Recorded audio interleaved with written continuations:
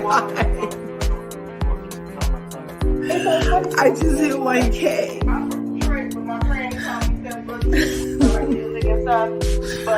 Just hit 1K. Please forgive me, I have a cold. I think I started my birthday.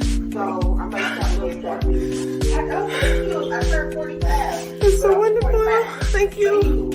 Thank you, Mims, for shouting me out for that last Okay, so first things first. Yes. First things first. You just made 1K. 1K. Larger curves. 1K. We monetize curvies. That's right. That's right. 1K. But I don't care. Woo! Woo! That's right, curvies. That's right. We at 1K. We at 1K. Thank you guys for being here. Thank you for the first live since we got 1K, you guys. Hey, you guys, housekeeping, as always, smash that like button, smash the subscribe button. If you haven't already, hit the bell. Ring my bell so you can get notified every time I upload a video, y'all. And I hear that you have to click the all thing in order to get any. Just FYI. That's allegedly what I heard. All right. Thanks for coming in to Larger Curves today. You know what? We're going to talk about Real Housewives of Miami. Happy Friday, 224-2023. Talk about sequential stuff happening, right? Lots of twos in our universe going around. Has something to do with your second chakra, the sacral chakra. You might want to check that out. Anyway, I'm so freaking excited. Mademoiselle H came on here on Saturday. And she was like, oh, you're so close. In the chat, she was like, oh my gosh, how many more do you need? And I'm like, I don't really know how many more I need to get to 1,000. You guys smash those buttons on the way in, all right? And so they were like, oh, you only need 40. And I was like, well, I hope I get it by July. And then Mademoiselle H was like, well, you should reach out to Mims and see if he can help you get the last 40 people. And I was like, oh, I don't really I kind of like doing things by myself. That's the kind of woman I am. Like, I don't mind forging my own path, being independent, doing things my own self, my own way. And oh my God, a freaking super chat? No way. That's the first one. That is so cool, you guys. Oh, okay. So here's what had happened. So Mademoiselle was like, reach out. And I was like, oh, in my mind, I'm thinking I'm not going to do that. What if he says no? What if he doesn't have time? What if he thinks I'm crazy? What if he thinks I'm trying to, just all these thoughts other than, okay, came to my mind, right? So, but I am a moderator on Mim's channel. If you guys don't know, now you know, check him out. Make It Make Sense is the acronym Mims, and he makes it all make sense over there. So check him out in these YouTube streets, all right? So anyway, Mademoiselle, that's her comment right here. She had asked me to reach out, and I didn't, but I went on his channel the next day, Sunday, just this past Sunday. And he was doing his recap of Real Housewives of Potomac reunion. And I'm a mod in there. And so, we're keeping the chat busy. We're like this video. You know what mods do. We keep it fun and cute in the chats, right? And Mims comes to the chat, y'all. Came to the chat while he's busy being live with 1,800 people in his house. And Mims says, Larja, you better get up here. He sent a comment in the chat to me. And you know how your name in the chat lights up when you get a comment to your name? So I could see it easily. And I was like, well, okay. So I go up there and I'm like, what can we, I got thoughts, even though we're in different time zones. I'm in California and Mims is near New York. And so we're in different time zones. So he had already seen the show and was recapping it. And I was only there as a mod, and I had yet to see the show, so I could do my own recap over here, right? And so, but I was there. So when he asked me to come up, I'm like, well, I'm not really going to have any thoughts on the show except for thoughts from what people have been saying about stuff. And now I can't wait to see, right? So anyway, my turn finally comes up and he's like, hey, Larja, he's like, how many watch hours do you have? And I said, oh, well, I have over 4,000. And he said, here's what we're going to do. I hear you only need 40 more subscribers to get to your 1,000. He said, everybody, go over to Larja Curves, subscribe to her channel. Larja, I'm going to drop you down to the back. And everybody's going to go, subscribe. And hopefully by the time I bring you back up at the end of the show, you'll be monetized. And I was like, okay, thank you so much, Mims. I'm like, no way. I'm like, how did he even find out? For one, he knew the exact number for two. And I'm just like, okay. So then he drops me down to the back. And of course, I immediately go to my page, you guys. I immediately go to my page and I'm looking at the numbers go from 958 to 964 to 969 to 972 to 978, and then it jumped to 998, you guys, because I kept hitting the refresh button, but it stopped at 958. It stopped. It just hung there for a minute. So I'm still a mod in his thing and backstage in his thing. And so I just go back. I'm like, I'm not going to make myself crazy. That's half the reason I wasn't looking at the numbers all this time, you guys, because I can get a little OCD with stuff. So I was like, okay, it's going to be 1,000 or it's not going to be 1,000. And then somebody in Mim's chat say, congratulations, Larja. It's 1,000. You just hit 1K. I was like, no way. So this reaction that you guys see on that intro video that I did was me recording myself backstage at Mim's house while we were waiting for me to get 1,000. So that was an in real time emotion. You caught it all. I had no idea I was going to cry at it, you guys. It was almost like birthing a baby, It was like, I've been working on this channel since December 2020. And I made this channel because of the Real Housewives of Potomac mess and that season with the fight with Monique and Candace. And I didn't find many people to agree with me that people should just keep their hands to themselves when they're teaching children that they have to keep their hands to themselves. No matter what, keep your freaking hands to yourself, right? So nobody would agree with me in the YouTube streets. And I had gone on a few channels and got ate up, you guys. And when I first started coming on YouTube as like a participant in these panels and stuff, I used the handle Lele, Lele. And I went on this one channel. I had went on to All About the Tea and to Sherelle's World. And I got ate up, you guys. Gobble, gobble, gobble. They gobbled Larja's ankles over there. But I stood my ground and I was just like, no, just keep your hands to yourself, right? And so anyway, that's when I started this channel, was because of that in 2020. Kind of for fun. And then people were like, you can get monetized. And I was like, okay, well, let me go for that.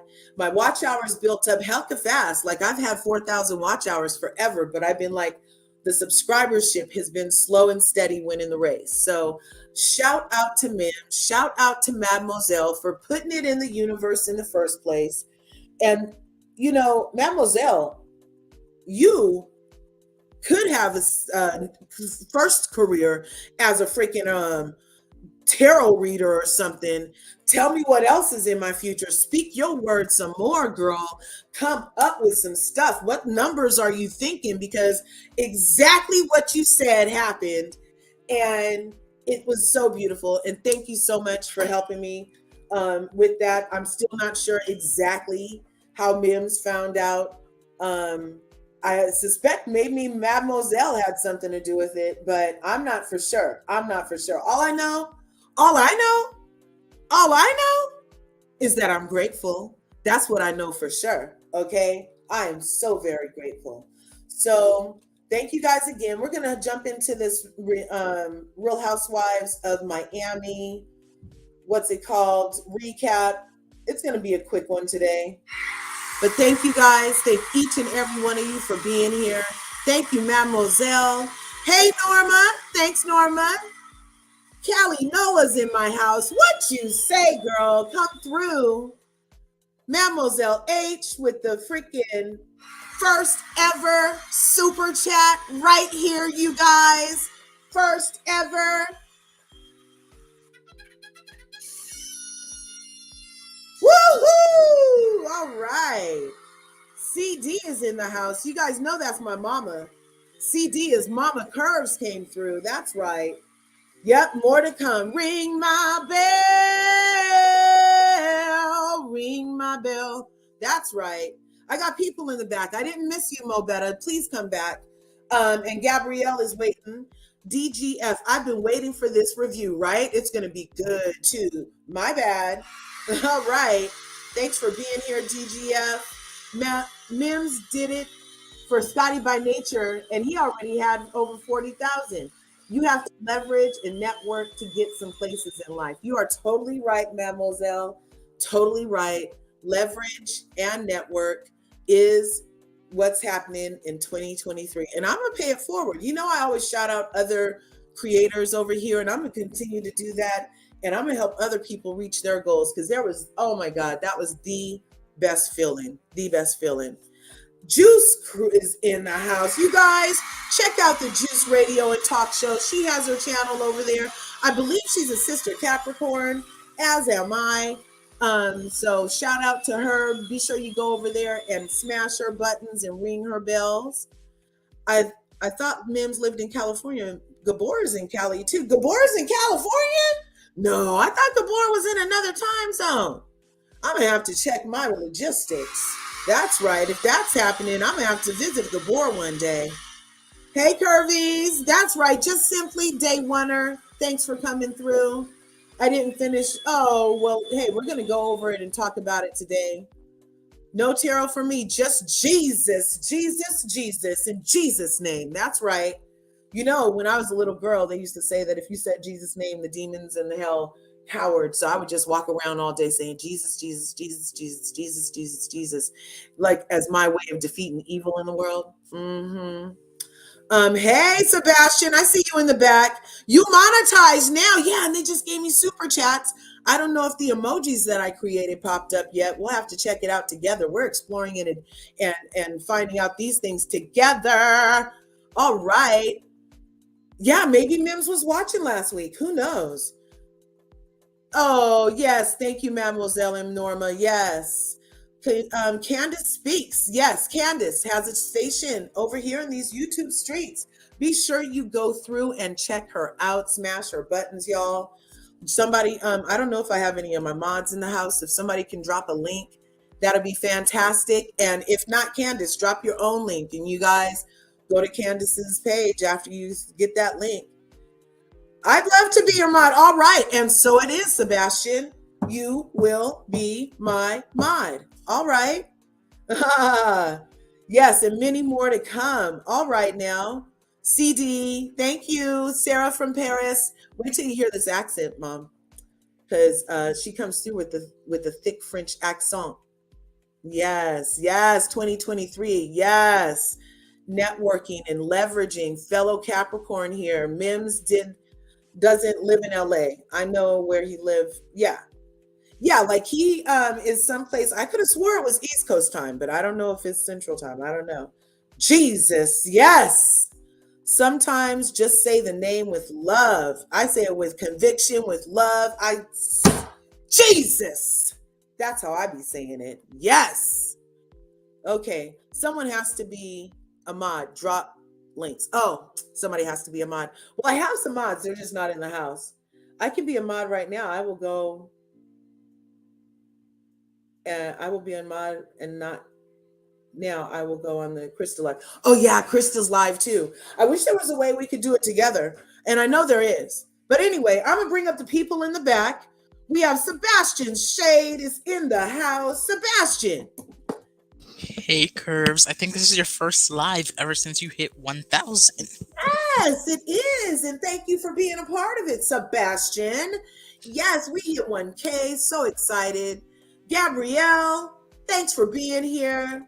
Yes, I'm rebranding my brand, guys. Now it's Sarah Bay from Paris because it's very much sexy. But I don't know. I need to change on my streaming. I think I don't know how to change it, but I need to have my picture. We don't have my picture. We don't have Yeah, anything. yeah. It's very Well, I love sad. it. I love a good rebrand. And I noticed that Yes. Sarah Bay from Paris was all up in my freaking Insta. I was like, who's this new person? Then I was like, oh, that's Gabriella. Yes, because you know what? If you want to have more followers, you need to go in your brand and your brand larger. It to be larger than life. It's Yes. larger than life, and me to be from Paris with the French, sneaky eyes on the side and say, and Yes. and say, love is everything. Yes. L'amour. But congratulations for your number now for this first step on a long road of so much adventure, love and meeting and everything you want in your life, but with love and happiness and hope and positivity and light. Yes, yes. I am so grateful. Thank you so much. All I know is that God is great. I'm grateful. You guys are the bomb beta. That means excellente. Okay. Yes. In Oakland. That means excellente, bomb beta. Okay. It And I reminds love me it a song by Lindsay Lohan. She said it's a bombastic. She make a song calling bombastic. Yes, it's a bombastic. It's a man. Yeah, okay. I got it in my head. It's in the back. It's in the way back. Okay. But okay. So you guys, everybody in the house, thanks for being here. We're going to jump into this Real Housewives of Miami. Let me see. Do I want to show you guys what I thought of this week? Let me show you. Because my thumbnail always tells the story, right? So yes. So this week's thumbnail was very entertaining to me. I'm going to remove us from the thing real quick. And I'm going to put this thumbnail up. And you guys are going to be able to see what my thoughts were. Just look at this for a second, you guys.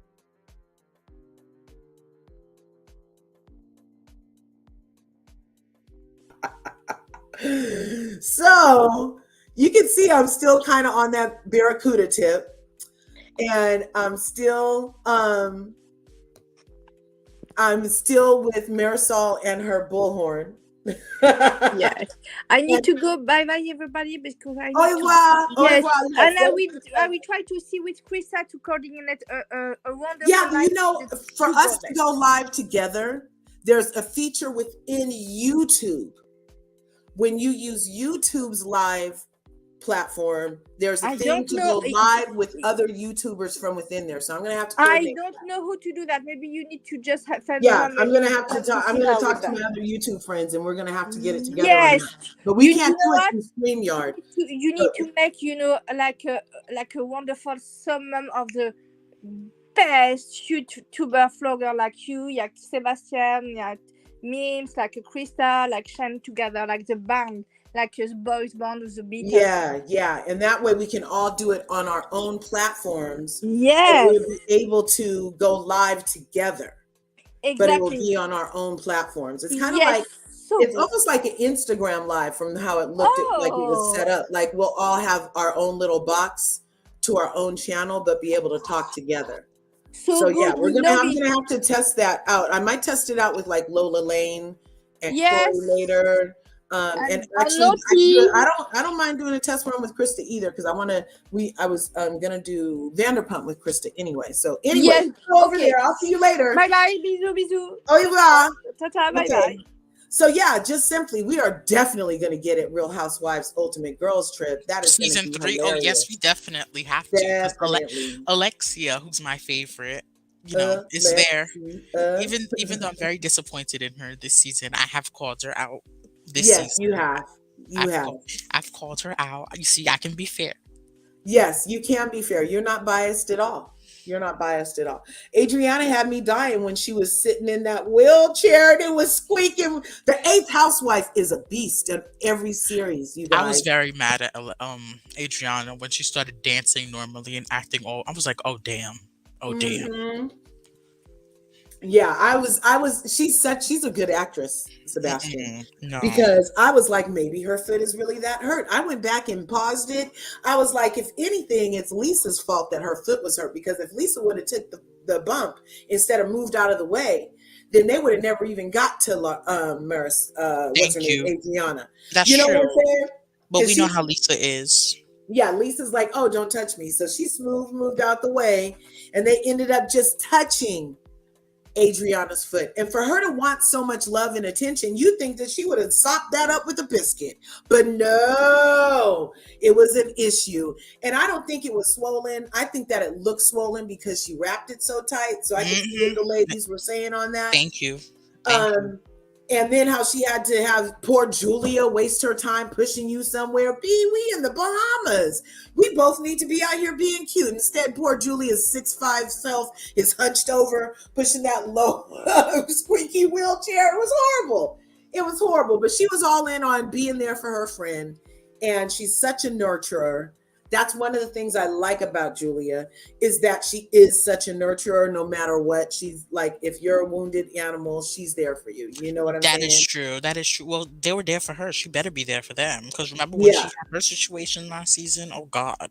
yeah, yeah. Alexia, Marisol, Larsa, and kind of Kiki were behaving. Yes, they were not kind of completely behaving like mean girls. And you see, I even left Kiki off my thumbnail this week. You guys know I have been like ride or die Kiki. I'm like, we need more Kiki. And now I'm like, oh, that's what they talking about? Because she sure did just hop on over there with the mean girls. She don't even have a reason to be mad and hold a grudge at Adriana. Well, that was not the Like situation. The this. thing is, Kiki is very close to Adriana already and is close to Julia already. So I think it was smart for her to be around the other girls to show, like, you know Mm. what? I understand that my friend messed up. Because she is truly friends with Adriana and all that. But, Adriana went to a limit that was crossing too far. I'm just saying the truth. We all got to say Yeah, that was horrible. You guys, never liken a non-injury to a life-threatening injury of a comparing trauma. friend's child. You should not be comparing trauma at all. Trauma cannot be compared. Everyone Yeah, has their own they're all right. type of And it was trauma, and we just can't not the compare time, it. not the place.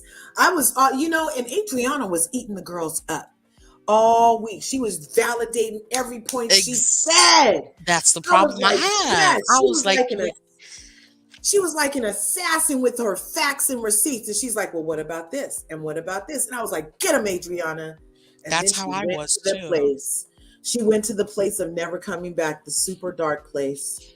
And then dug in. Well, it is an accident. It is an accident. Can somebody just say that they're both accidents? No, you're the only one that's going to say that.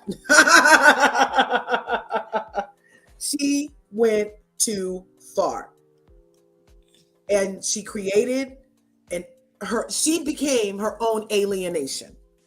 Hmm. Thank Even you. Julia went and sat on the other couch. Even Julia, y'all. That's how the season opens in this episode, with Julia going to the other couch. Okay. And she She was went like, too far. whoa, because she And went I too like far. Adriana. I do like Adriana. I think she was actually my favorite. She was my favorite. But ever since she did that thing with Larsa last season, I was just like, no, Adriana, this is childish. Mm-mm. Yeah, that thing with Larsa last season came off so jealous. She would seem so jealous It was of the big childish donk. for like no reason. I was just like, Yeah, what? And I don't even like Larsa. me neither. Me neither. But last season, it was just too extra thirsty. It was like, let go of the buttocks already, Adriana. Okay? But let's see. Giselle and Portia Candice looked the best on the cast photo. Ooh, I haven't even seen the cast photo real good because I was making the thumbnail for this. And when I posted the thing for this on Instagram, the come on over for this on Instagram, I saw all that was all over my page. I was like, oh crap, I'm gonna have to see it later. Can't wait. We're definitely doing Real Housewives Ultimate Girls Trip over Well, here. the thing is, they are gonna ostracize Adriana, but the fact that she went for kids are gonna make the viewers accept the fact that they ostracize her. That's the thing. She Yeah. went to the point of no return. You don't go there. You don't Yeah, and it rotate. might have been a little slight sprain, but it definitely wasn't broken. If you guys go back and pause the thing, like right when it only touched it, like unless she has weak bones in her feet, that could have happened too. Like, She was you know, fine. She started those dancing.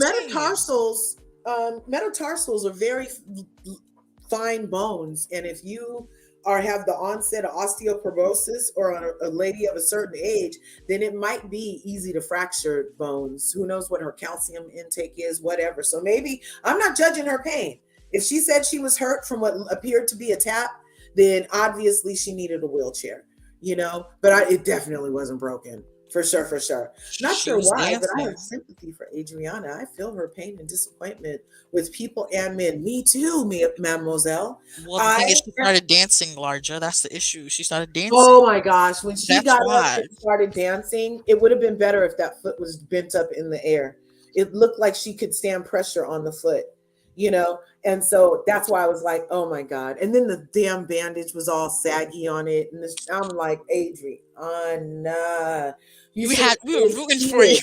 We were rooting Yes. for you. Even after that, I was like, now come on, girls. You guys can sit at the same table. Let it go for the last night. If you're really the bigger person, be the bigger person. Come on. It was just words. She's sorry. You can see she's sorry. And I know it hurt your feelings, Alexia. I know it was dreadful, Marisol. I know you couldn't stand it, Kiki.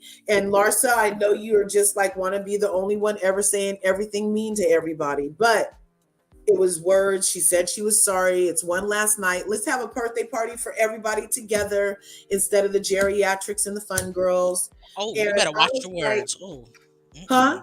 you better watch your words. Calling you Hey, I'm a geriatric. geriatric. I'm a geriatric. I'm technically, they called my last pregnancy a geriatric pregnancy, and I was only in my 40s. So, Yeah, whenever you're over yeah. 35, I think. It's whenever you're over 35. Yeah, when you're over 35, they call it a geriatric pregnancy. The lady at Kaiser said, welcome to the club. I looked around for velvet rope. I was like, what club? You know, your girl loves a club. I was like, what club? She said, the geriatric pregnancy club. I was like, you can take your membership back. You can take. She was like, oh, yeah. Anyway, so that's a different story. But Real Housewives of Miami. I want Adriana to have a friend. I want her to have a man. I want her to have security. I want her to be happy. I want her to be able to sing and create and stir up mess and be fabulous. And she came in this season so stressed, you guys, that when they made her lose her love connection, that's why I was like, okay, that's why she's being mean with Marisol. That's why she's being mean with Alexia. I felt like she had reason. But then she went too far, Sebastian. Why she gotta go too far? That's Adriana for you. That's the Ugh. issue. That's Adriana. I used to love her. She just went too far. No. She went too far. The table separation was needed because we all know how that was going to work out. If the tables were together, they would have started yelling at each other. Because Alexia, she would have been like, "I'm sorry, Alexia," and Alexia would have been like, "Your sorry's not really genuine at the moment right now. You gotta." It was not gonna be good if they sat together. We all could see why. Right. Well, but still, I feel like just It for was the kind of sake mean of girl-ish. It was kind of mean a girl-ish. party, because by the time the end of the night happened, it was Julia and and Adriana at the table by themselves. And that's like, dude, just put everybody together. Everybody just come on, get together, because that looks so freaking sad to me. I just, But I understand it was too soon, and they probably would have done more. Hey, Gail, thanks for coming through. That's right. Thanks for being here. Look, Julia is a good friend, but she needs to have a real talk with her friend Adriana. Yeah. Ooh. I think she did. I bet Julia is the kind of person that will in private. Really? I think she will, because she even told us that it was wrong what she said. I'm sure she told. She did. She did. You're right. You're right. I agree with you. You're right. She did Yeah. say it was kind of wrong for Adriana to do something like she did say that. Yes, there's a lost in translation thing going on, but not really. We've established last week, Mademoiselle, that Adriana has, like, she speaks 4 languages. She's been to Yale or something too, right? Harvard, I think. Harvard or something, like, so she's an educated, smart woman. she knows English very well. The thing is, Yes, she does not yeah. think. She She doesn't was think she before she was trying speaks. to get under Alexia's skin with the comparison, um, and it didn't work. It fell flat, and now Alexia feels justified for treating her so badly. Adriana is funny. She is. I think the table separation was needed. Yeah, they agree. The geriatric and fun girls. Yes, it's true. It was annoying to see the separated tables. Yes, but we agree that it was kind of semi-necessary, but it was so annoying. I love Adrian's song. Yes, Miami's hot, hot. Da, uh, uh. Ooh, I like it. She has a hit. Wait, you're right. We're forgetting about Julia trying to dump the bucket of ice on Marisol. We're right. We are trying to. We're forgetting that. We No, are forgetting I'm that. not forgetting it. I feel like she just was like, okay, not another person is going to jump on my friend. We all know she's wrong, but you're not going to come over here right now and be the one to say something else, Marisol. You're not. And here's some ice so that you can stop it. I was here for an ice bucket challenge on Marisol. I was here. Oh, really? Oh, Yeah, I feel like Marisol is so tag teamish with Alexia that was required. She was going to come over there and ream Adriana some more, and you just need to go console your other friend. Don't come over here with that right now. You just go over there. she went too far though, Larja. Like, I know, but she Frankie. went too far. She went too far with Alexia. Then let it be with Alexia. We don't need Marisol constantly coming over, stirring up stuff with Adriana and Alexia had just had that heart to heart. They were on the mend. And then here comes Marisol, the separator. Oh, she deserves everything she's getting. Oh, and like in Marisol was always in Alexia's ear. And now we can really have fun. No, we saw Alexia really having fun without you, Marisol. But For real, for real. Frankie, Larja. Yeah. Frankie. No. I still no. Just don't come over here with that. That's been the issue the whole time. What Adriana was saying. That was definitely just going to make it worse for Marisol to come over and say anything. I feel like Nicole staying there and trying to calm it down as best she could was the best person to be over there right then. Marisol was a no. It was just going to escalate further. To me, Okay. I don't know. And it was so weird too. It was just one of those weird, awkward things that Julia does from time to time. Like the way she goes over to the other couch to separate her own self from Adriana. But then here comes Marisol, and she jumped up in that orange bikini and got the bucket of ice. It was so weird. I want to see what happened right before and what happened right after. That kind of looked edited. I'd love to see what really did she really just jump up like that and get the ice and pour it on the girl? DGF 627 is kind of right. GDF 2627 is kind of right. She lied to Leah about being married to Frederick, then gaslighting and acting her way through season 3. But I can't stand the star, the Cuban Barbie. Alexia. Yeah, Adriana did do all of that stuff. Adriana I didn't even know until much later that she had already been married to that guy. I was like, really? Yeah, that was a waste of our time. And that whole season, she ran late and was getting those B12 shots in her butt and stuff. She was hilarious. I liked her that season, even though she was a liar. She was a liar. You're right. She was a liar. Marisol and Alexia don't feel it for the Brazilian because Adriana was Leah Black's friend. Oh. So, okay, I'm not sure about the whole Latin America's things and the Latin places of the world and the Caribbeans. So, okay, do Brazilians and Cubans traditionally not get along? I don't know. No, we don't have an issue. There's no issue with them. There's no issues with. Okay. She's not saying it like that. She's saying that she doesn't feel it for her because she was Leah Black's friend. Leah Black can be controversial too. She is very controversial. Yes. I like the fact that they brought her on the show again. She's not. She can't. It's not. She can be. She is. Yeah, if they let her back on, they really need to let Nene back on over at the Real Housewives of Atlanta. If you bringing back problems, If you can bring her back on, I'm going to say something problematic. Yes. they could bring Ramona Sticker back on too. Cause Exactly. I mean, that's what I'm saying. Like, if you bring in problems back, and everybody considers Nene a problem at this point, I don't personally. I think she's fabulous, Nene but was a a star, lot of people feel like she's a problem. And if you in the habit, Bravo, if you're listening, it's Nene's turn. If you bring Leah's back, then you're bringing Nene's back for sure, for sure, for sure, for sure. Let her come back and have a conversation with somebody on camera.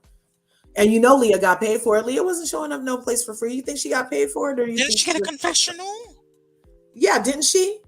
So that means paycheck, right? I don't know how it works. Yup, that's I'm how not it going is. to stop liking Adriana either because of this one mistake or because of her past lies. You know, people who are alone in the world sometimes feel like lying is the only way to keep people in your life. And I'm not giving her an excuse or a pass, but it's obvious that she's been operating in the world out of a space of, she's just always been so alone. Like, she'll say anything to get to the next place, the next room, the next situation, because she came to this country alone. She had to build it alone, and now she's alone again. And so I just feel like, yeah, I'm not going to knock her for making her way through the world. Today takes everything she's got. So I'm not mad at her. I'm not too mad. I'm I'm not not too too mad. mad at her either, but Frankie is oh larger that Yeah, kid. Frankie is. Well, I told you. Yes, she hearkened the angel's name, and it's her life is gonna have to suffer those consequences That's why because she's not gonna get Frankie. her out. This is why it's the last year of her alimony check. Oh, Yep, everything, everything. When she said that after she hearkened Frankie's name, I was like, well, oh, there you go. yeah, That's what I said. I was like, there you yeah, go. yeah. Candace can sing. You guys check out Candace Dillard Bassett's Deep Space. Candace can sing. We love her over here. Candice can And sing, but the issue is I don't like when she uses autotune. Her voice sounds more better without it. yeah, I don't think she needs it. She doesn't need it. Her voice is very good. Ever since she did that acapella when Nicki Minaj was pressing her, I was like, oh, your voice Yeah, sounds she good. can You don't sing. need it. She can sing. She can sing. The table separation feel childish and mean girl. They need to leave Frankie out of all their bad conversations. Yes, we love Frankie. He's a loving, caring, and cool guy. Yes. That's why Wait, I guys, can't. forget Julia tried to. Yes, she did the ice bucket challenge with Marisol. Marisol is like, Marisol is too much. Marisol had to cool off. Frankie is doing great. Alexia's histrionics 10 years later strike me as a tool to control the narrative and people. I don't like it. DGF, that's a very thoughtful and provocative statement. And I'm willing to co-sign on that Oh, because that was histrionics. It was some, that's Alexia to me has done this more than once where she'll take a tiny little something and be like, oh my God, and create such a big victimhood out of it. But Larja, I'm very it was disappointed you nothing. said that. But it Larja, I'm was very no, she disappointed. could have just let that go. She could have just let that go. She could have, or she could have acknowledged. Larja, She could have let it go. I'm gonna have to co-sign on this. I That can't was co-sign on that. histrionics. It It was was too much. histrionic, but the thing is, Frankie is like suffering from those consequences now. Like, don't you see how like she mentioned it not too long ago? Frankie had issues with seizures. Yeah, yeah, but I feel like To her, that's it's a every day. tool It's an to everyday control thing. narratives and people. It is. Well, It Adriana should have is. never went there She because should have never did it. she Both did are it. right. She brought it to herself. She Both brought it things on are for true. Both, herself. I feel like both things are true right now. I feel like Alexia's histrionics 10 years later, 10 Ten- whole years from saying the word accident from somebody who nursed you through it too. Adriana was there for her when she was going through it with Frankie. So I wasn't with malice that the statement was even said. We gotta look at that too. While It it wasn't was with out of malice, but the place, thing is, it wasn't like to hurt Frankie. you It can't was to compare get Adriana to traumas. accept that something happened to her. You ignored me when something happened to me, but you know that anything can happen in an accident. Like Mm-mm. it's crazy, you guys, but they all have points. They all have I points. can't agree with you on that because I don't play 3 months. 3 months Yeah. she spent down, and then When she did that, that was hilarious. She Yeah, it was too far. it was horrible. Adriana, if you're watching, never bring up another person's child Shame on or you. Shame trauma or on you. anything. That you brought everything that happened to you after that, Adriana, you brought on yourself. And unfortunately, you brought that on yourself. And that's why you're not And getting no hopefully you'll alimony learn and check. grow from that and never bring that up again, because the people that you wanted in your life are going to use this to remain out of your life. So that's what just happened. That's exactly what happened. Yeah. You don't mess with children, Adriana. You don't mess with children. Yeah, I really wish that Ice connected with Marisol. Look, me and Just Simply are on one today about that Ice getting on Marisol. It was hilarious. Julie is the kind of friend we all need, right? She's like, not today, Satan. And she put that ice on. You better go cool off. Adriana's Feel the Rush and Faya are on Title workout playlist. Oh, really? Both of them? I like Faya. I like the way she spells it and everything. She's so cute. Elio, LOL, here comes Marisol. No, you don't. Let me cool you off. It was hilarious. It really was. But what she said wasn't hilarious. Marisol and Alexia don't feel it for the Brazilian because Adriana was Leah Black's friend. That's what you were Thank saying. you. So they're not Leah Black's friend. No, they're not Leah Black's friend because Leah Black is a. She can be the R. She's a B.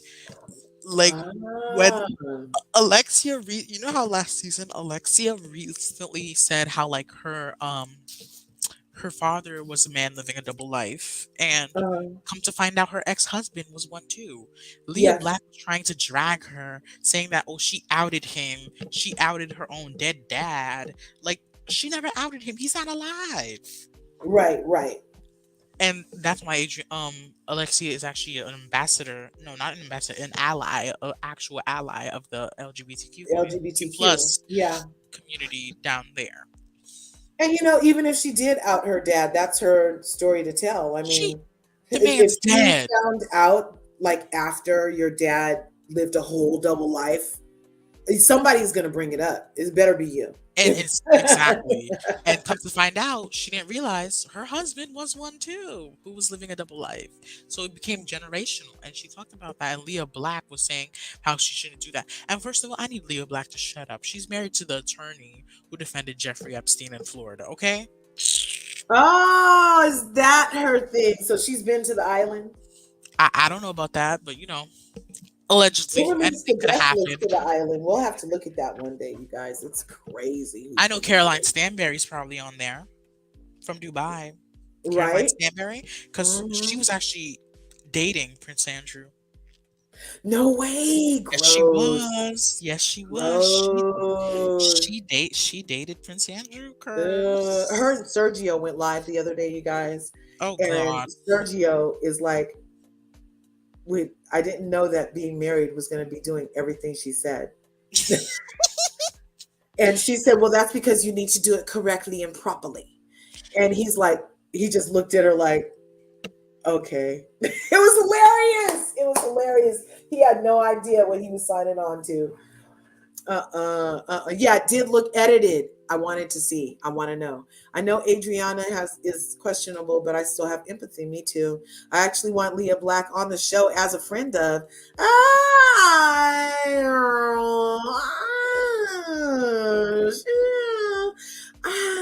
What I'm saying, you could actually find it online. You will literally see. I'm not sure if she needs to be like back as a friend of. Friend of who? Lisa's the only one that's messing with her, right? Microaggression Leah does not need to be on this TV screen again. Oh no. Yeah, like I mean, I'm already having issues with some of the freaking stuff that Alexia says about other races, and she never said anything about other races. She said back, she's like, "Oh, your house looked tacky because it looked like Chinese." She said that in the other season, and then she said the Russian whore. That is a very problematic. That's problematic. And stereotypical and racist in the worst way. That's like saying all black actresses have to play a hooker. You know how many ridiculous. You know how many old. You know how many stereotypes were told about you know how many stereotypes were told about Alexia? That she was was it about what People her put husband used to do people. and what the money came from and stuff. Well, she's very honest about that. She never lied about that. Yeah, so that's the only thing somebody could say. I'm just saying, there's a lot of stereotypes that they put out about Alexia, Well, political name one, ones just one especially. stereotype that you've heard out about her, because I haven't heard anybody say anything about her accent, People think her. she's a Republican due to the fact that she's Cuban, which is not true. She is not. She is not. I've never heard that about any of them. She's not. She's actually campaigned with Obama. She's not. Oh, right on. Why do they all hate me? They don't hate you. They dislike you. They dislike some of your thoughtless behavior, right? Yeah, yeah. But now, Juice, they're going to use that to hate her. So she's right. She got what she was crying about. She's a powerful person. We need to watch our words, I guess. Words are What very did Leah Black powerful. do?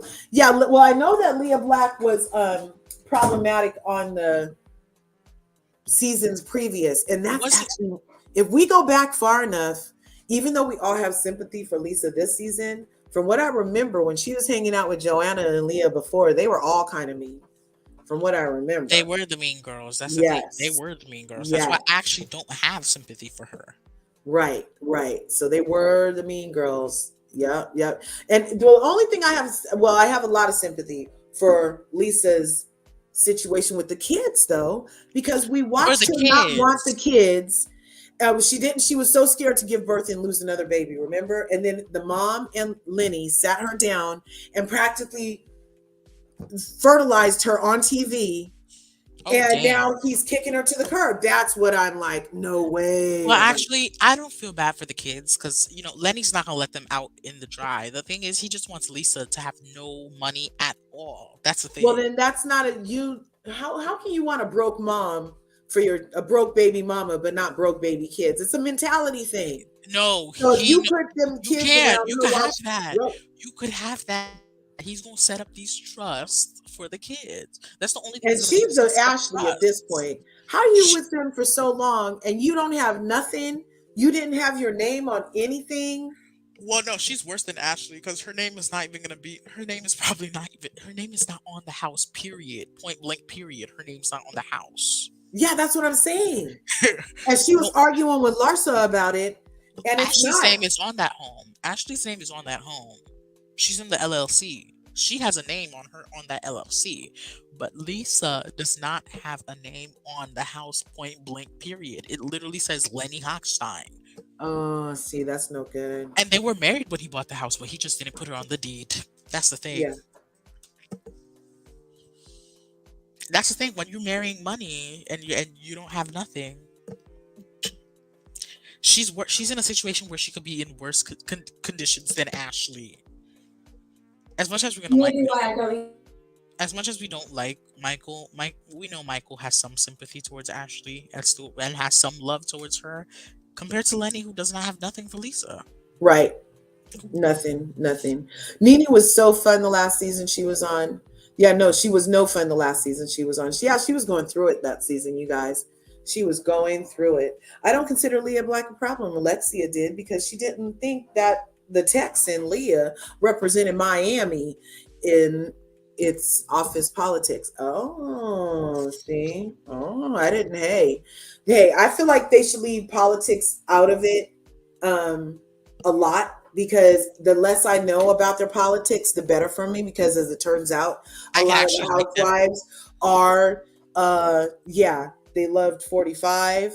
Even on Potomac, from what I saw, Karen Huger, she's like she had a positive tweet about 45 before, and I'm just like, ooh, I can't, yeah, I don't want to But that was know. taken out of context, though. One positive tweet does not mean that she supports the man 100%. Come on. Yeah, not 100%, but yeah, I just don't want to even think that those things Yeah. are happening. Like, okay, remember on New Jersey when they went to Marge's friend in some other state Oh, at the Siggy? cowboy thing? Remember, Siggy? was that Siggy's? And they went to Siggy's thing in another Siggy state. loves 45. Siggy's actually campaigning for 45 as we speak right now. Yeah, see, that's not okay. But no, it was in Marge, New Jersey. Then when Marge they went to visit some friend, and that was the year that Jennifer Aiden slept in the thing outside or something like that. And then they were doing that cornhole game in the backyard. Did you guys notice that all the cornholes were the Blue Lives Matter flag? I didn't notice that. I did. But I do know this though. That probably happened before the hyping of Black Lives Matter though. I think that did happen before the George Floyd season, right? Yeah, it would have happened, I think, before George Because Floyd. there's no way that would have gone now. We Yeah. know that would have not gone now. Oh, But I don't know. We're gonna have to. What season was that? I definitely noticed. I was like, no, they don't have blue line. It was the flag with the blue line on there, you guys. I was like, are you no. sure it's Blue Lives Matter or was it the flag of Israel? Because Siggy's Israeli. No, it was the thin blue line flag. You know, the flag that they're not supposed to put on their uniforms anymore. The black and white flag with the blue line. Oh, You know which flag I'm talking about? I know what your flag, but that flag does not mean Blue Lives Matter. They're using it as Blue Lives. It just means the police force. Um, no, that's not their flag. No, it's not. It does mean that. It does mean that. It means that's the flag that they, anyway, in my mind, that's what it means. But the thing is, you have to get that custom made. That's my whole point. Not They anymore. don't You buy just them sell online. cornhole things with that flag and image on there. Like they had to like order that, you know? You're right. They did. Yes, Alexia's pain. I can't imagine. She's been through so much and they've come so far. And Frankie is here, and thank God. And Alexia, you don't ever have to forgive Adriana for that statement, but She doesn't. She doesn't, and I hope no never one does she tries. ever. Yep. I wasn't expecting that tea. Oh, Leah has Oh, money. That's why about the Epstein Island. Yeah. oh, Leah that has is money. true. That's why I wouldn't mind seeing her. Well, yeah, she does have money. But where'd it come from? If it's from winning Epstein cases, then that means what? I don't know. Mm, mm, He mm, mm. definitely said that. Leah offers wise advice. Leah is okay. So even when she was being a mean girl the seasons before, she was of sound mind. She was of sound mind. I remember. Yep. And even when and the way she just says it straight to Lisa, no, you don't want to go back, Lisa. You deserve better. Period. Like she's probably was at Mar-a-Lago with Lenny's mom. And she's like, oh, I'll let her know. Oh, I'll let her know. No, I don't know what happened. But I know that they go to Mar-a-Lago. Leah used to get up in Andy's face during the reunion. Oh, I don't think he's a fan of her. Oh, I don't know. Yeah, she's not scared. Old Money is not afraid of Andy. That's for sure. That's the That's thing. for sure. And Lenny's mother go to the side with their son. That was always gonna happen. That I was always feel gonna like happen. That was gonna happen. It was just a matter of yeah, time. I felt like her being on Lisa's side was a plant, like she was being an op for Lenny the whole time. That's what Hmm. I was thinking. To get But info. that was gutter snipe the way she finally just turned on her. But Lisa is an Adriana in the making. She has no family. She's relying on her friends as a form of family, and her friends are fair weathered. She better make sure that she has something to have for the people because it's looking like he gonna get all the friends, and she's gonna get a condo somewhere. And her and Adriana can get a nice townhouse and do OnlyFans. She's not getting the house though. We know that. He's gonna put the house in a trust for the kids. That's what he's gonna do. And once they're 18, they could probably kick her out if she want to.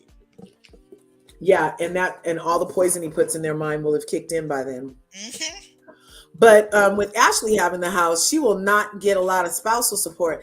Ashley That doesn't is have the house though. They do because it's under an LLC with both But Ashley and see, that's Michael's not having name. the house. That's being part of an LLC Oh, that has see, control of an asset. that's That's true. not her. And I don't But feel like that should have anything to do with spousal support. if Michael passes, like if let's say Michael Darby dies, Well, God forbid, he's God older. forbid, God forbid, he has kids. I hope he does not. For Right. now. For now, time Yeah. comes as with it. We Yeah. know what happens.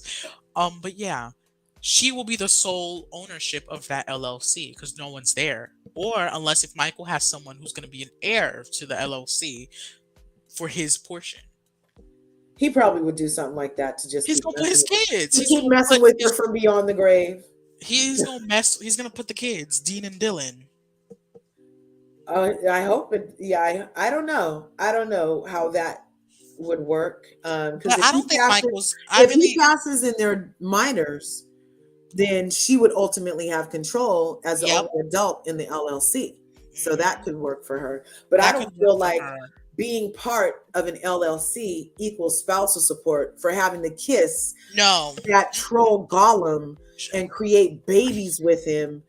That's not enough Oh, money. no, let's not She say that, needs, Marja. Don't say that. That's not nice. Two he's beautiful not, children were no, he's a created out of freaking, that. in my opinion, based off of the cases and legalities put against him, for Beautiful children were touching created people, for that. for touching people That is that true. did not want to be touched numerous occasions, That is true. and her standing by him and co-signing on it and excusing it. Excusing it. She excused it and excused it, and she never said sorry, not once. She never said that was wrong to this day. So yeah, it's not enough money. It's not enough. I'm sorry. I'm She's not. sorry. That's true, but you know what? It's the kids. Yeah, the children. It's all about the children. I believe the children are future. Teach them well and Speaking of let them children, lead the speaking of way. children and Yeah, touching, R. yeah. Kelly was sentenced to 20 more years, I believe. I heard that. Yes. Nope. See, and that's the thing. Ashley didn't have no money to pay for half of a $2 million something. She did not have. I don't think she had enough money to do it. So if she couldn't, She didn't, but the LLC they had the count in the LLC did. yeah. But everything was drawn up by his people, his lawyers, his.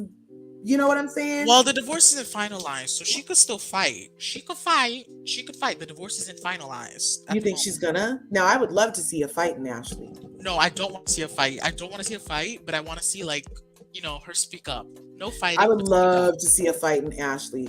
She needs to get what she's due. She co-signed on his treachery. She did a lot of things that were questionable. She had to, yeah.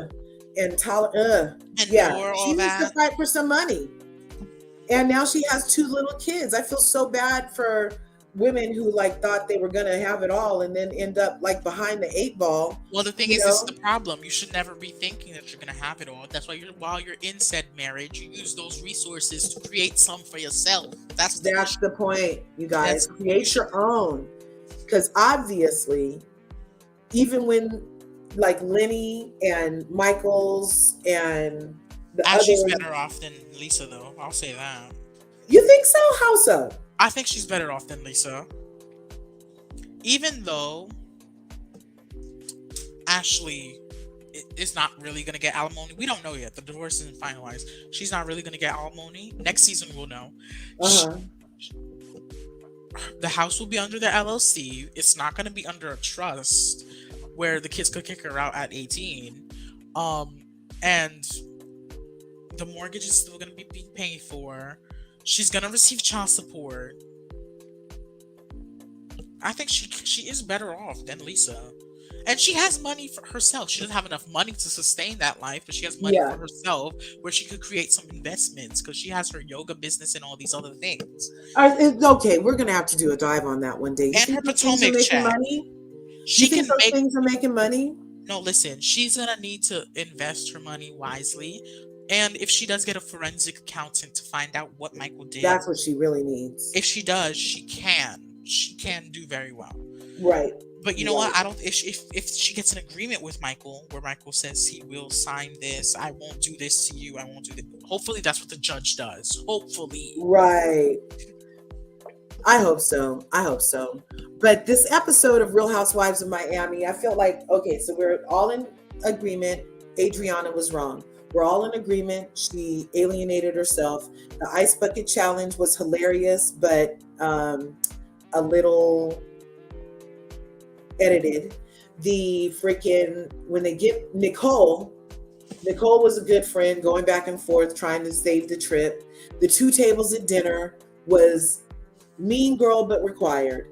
But then we get back to Miami And now Adriana has sent an apology, and I was like, oh great, this is gonna fix everything. And then they read the apology, Sebastian, and she had put my bad.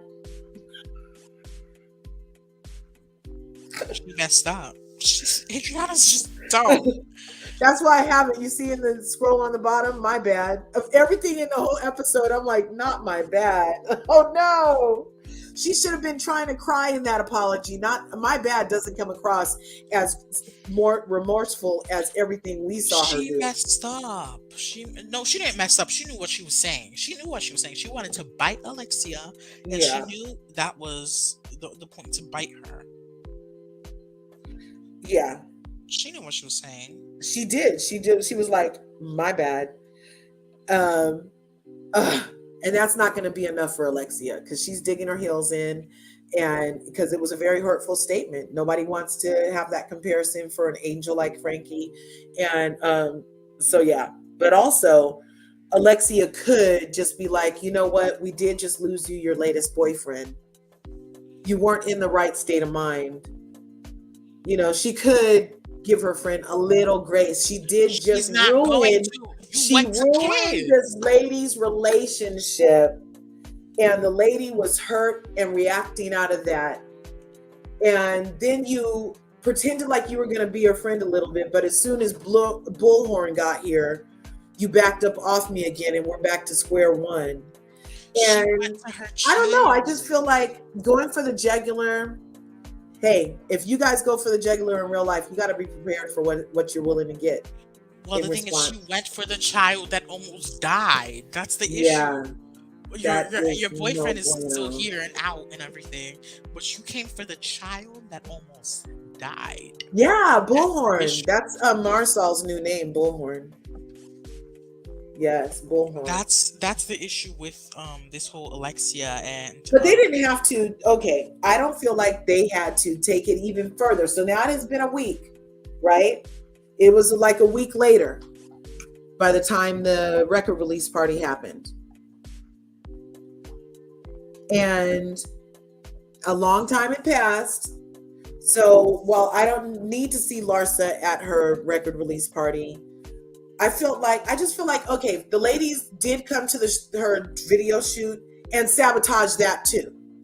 And then she had to go reshoot. They wouldn't even learn the dances or anything. They didn't take anything serious with nothing she was doing this season. So it was like, while it was cumulative, it was still a bad thing to say. But now here we are a week later. You guys did come to the thing. We loved the song. Let's go support her. I thought that them having that caviar party was a continuation of the separating of the tables, but it wasn't necessary at this point to me. That first night in Bahamas, it was necessary because she had just said that horrible statement like within the same afternoon. But now we're to a whole other state. We're back over here to Miami, and everything. It's been a week. Why are they continuing to do this perpetuation? Because you went for something separating the people like that hurts Alexia every single day till this day. That's the thing. It's gonna take a while. But that's Alexia. Kiki, if that was really Adriana's friend, like we already said, she knew Adriana and everything. If Kiki should have been there. And That's true. Yeah. So it was just more the Mean Girls, but for her to like totally invite them to another place instead of any of them support Adriana is exactly what Adriana's talking about. That is true. I see where you're coming from. Oh, Emmanuel Vasquez is in the house. That's what's up. Happy Friday. He was remorseful. I'll give that. Adriana was remorseful. Thanks for coming through, Emmanuel. That's right.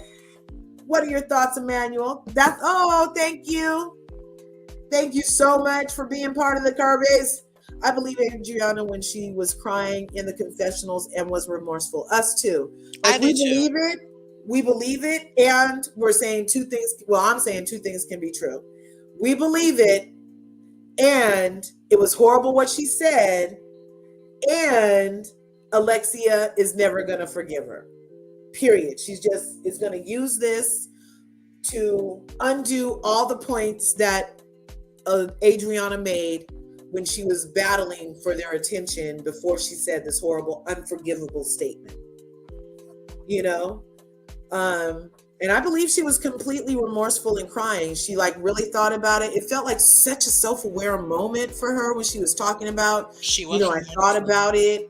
And I love seeing that in these women. I love a good self-aware evolution moment. Like, hey, like the day Dr. Heavenly stopped saying your mama. You know what I'm saying? I love that day. You She know? did. She was remorseful. I'll give her that. She was remorseful, but it's gonna take some time. Like Laura Curves, as you know, kids. Yeah, kids are off limits. Just in case anybody's wondering, kids are off Especially limits. ones that almost die. Oh no. Yeah. Yeah. We're going to have to ixnay on bringing up the kids, yay. Okay? Because Frankie is an angel, and you don't hearken angels unless it's for grace. You don't use them for excuses or comparisons or anything, you know? And that was just a horrible, horrible, horrible choice of words. I hope that she can get out from under it, but they're going to use it to continue their annihilation of her. And it's unfortunate. It is unfortunate. Because I like Adriana, and I feel like she can be fun. And it looks like her and Gertie are continuing to hang out. I follow them on the Instagram, and they're hanging out, doing fun stuff. I haven't seen any of her and Kiki on her Instagram, interestingly enough. I don't think Kiki's picking sides. I just think Kiki's used to Adriana and Julia and stuff, so she doesn't have to be around them right now. Because I thought Kiki was coming in as Larsa's friend. Kiki came in as Gertie's friend. Kiki's Gertie's friend. But what, she's always hanging out with Larsa and telling her she looks just like Cleopatra. That's weird to me. Well, they're friends now. They've gotten close. Oh, yeah. Yeah, because they're both kind of single moms navigating Miami together. That's cute. Yeah. Yeah, one's sending feet pics while the other one's actually modeling. That's what I'm telling you. All these ladies need to follow Larsa's freaking tip. Lisa could be doing fine. Ashley can be doing fine. Sell some feet pics on OnlyFans. Make that rent, girls. You don't have to rely on these men. Make that rent. I'm sure you got cute little feet or something. But yeah, Kiki's actually modeling. I love Kiki, but I did not like how she went over to the Mean Girls. I didn't like that this episode. Did not expect it. Did not like it. Like, show up, support, because she had already walked out at the filming of the video, so she could have at least showed up to the party, since you're not gonna, I don't know. I just feel like they should support each other on these shows, and when they don't, it's obvious and glaring, and I just feel like, oh, poor thing. Some more Adriana proving her point that nobody likes her and she's gonna die alone, and the puppy is gonna be dead next to her. That's her fear. And it feels like she might be right. Poor thing. Poor thing. Why doesn't she bring her mother in? Where is her? Her mom still alive? Her mother's in Brazil. Is she allowed to come? Why hasn't she brought her over? Exactly. She should sponsor her mother for a green card. It don't take that long. Yeah, that would be beautiful. And then she could have somebody to be with. And her mom could be the new Mama Elsa. No. No one can replace Mama Elsa. Well, I'm just saying, an older mother, I bet she would be extravagant and excellent and awesome and over the top. I bet she would. I would like to see more of Kiki helping Julia to re-enter the modeling world. Yeah, that would be cute. I liked how she gave her the number to that one person, and then Julia went and they talked to her and everything, and it looked like she did. That was very nice of Kiki. Yeah. Because you know how competitive that thing is? You know how competitive it is? And she was like, here. Like, willing to... Yeah, she was totally like, you got it, girl. Come on. I think that was excellent. Natasha's in the house. Hello. We decided to do this today because, things are happening this weekend. So I'm glad you could come through, girl. What do you think? What are your thoughts on Real Housewives of Miami? We're like, it was bad what she said. I feel like they should have forgave her a week later and it showed up to the video party, but I understand why Alexia doesn't. But the other girls to me don't have an excuse to not be there and support her at this point. She didn't say nothing about their kids. And based off of what Larsa's gonna say at the reunion about everybody's kids, hey. What is Larsa gonna say about people's kids? So at the I feel reunion, like the reason Andy yelled at Larsa at the reunion is allegedly because she says that any kids without both parents are BASTARDS. And so because Andy is a single parent, so he's like, that's not okay. So they got into it about that allegedly. But I'm sorry, but that's technically the definition though. Just saying. It's not. But it took two to get here. It took two to get. That doesn't. Harsh, but it's the truth. Yeah. I'm not justifying Larsa. I don't like Larsa. No, But I I'm don't just like saying it. Technically, that is, yeah, he's correct, but it's still like a very it's outdated, offensive. like very harsh. It's not outdated. It's like, and there's also statistics proving that when you grow up with a single parent, your chances of becoming a criminal, your chances of becoming an arborer, an essayer, also are higher. Your chances of not finishing school is high.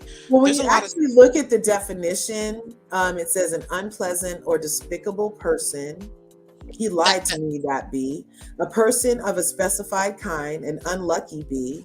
A difficult, awkward undertaking. It's very classist. Yeah, it's very no longer in its pure original form. The derogatory term has a person born of parents not married to each other. Born of parents not married to each other, illegitimate. Yes. That's the whole. Yeah, that's so antiquated.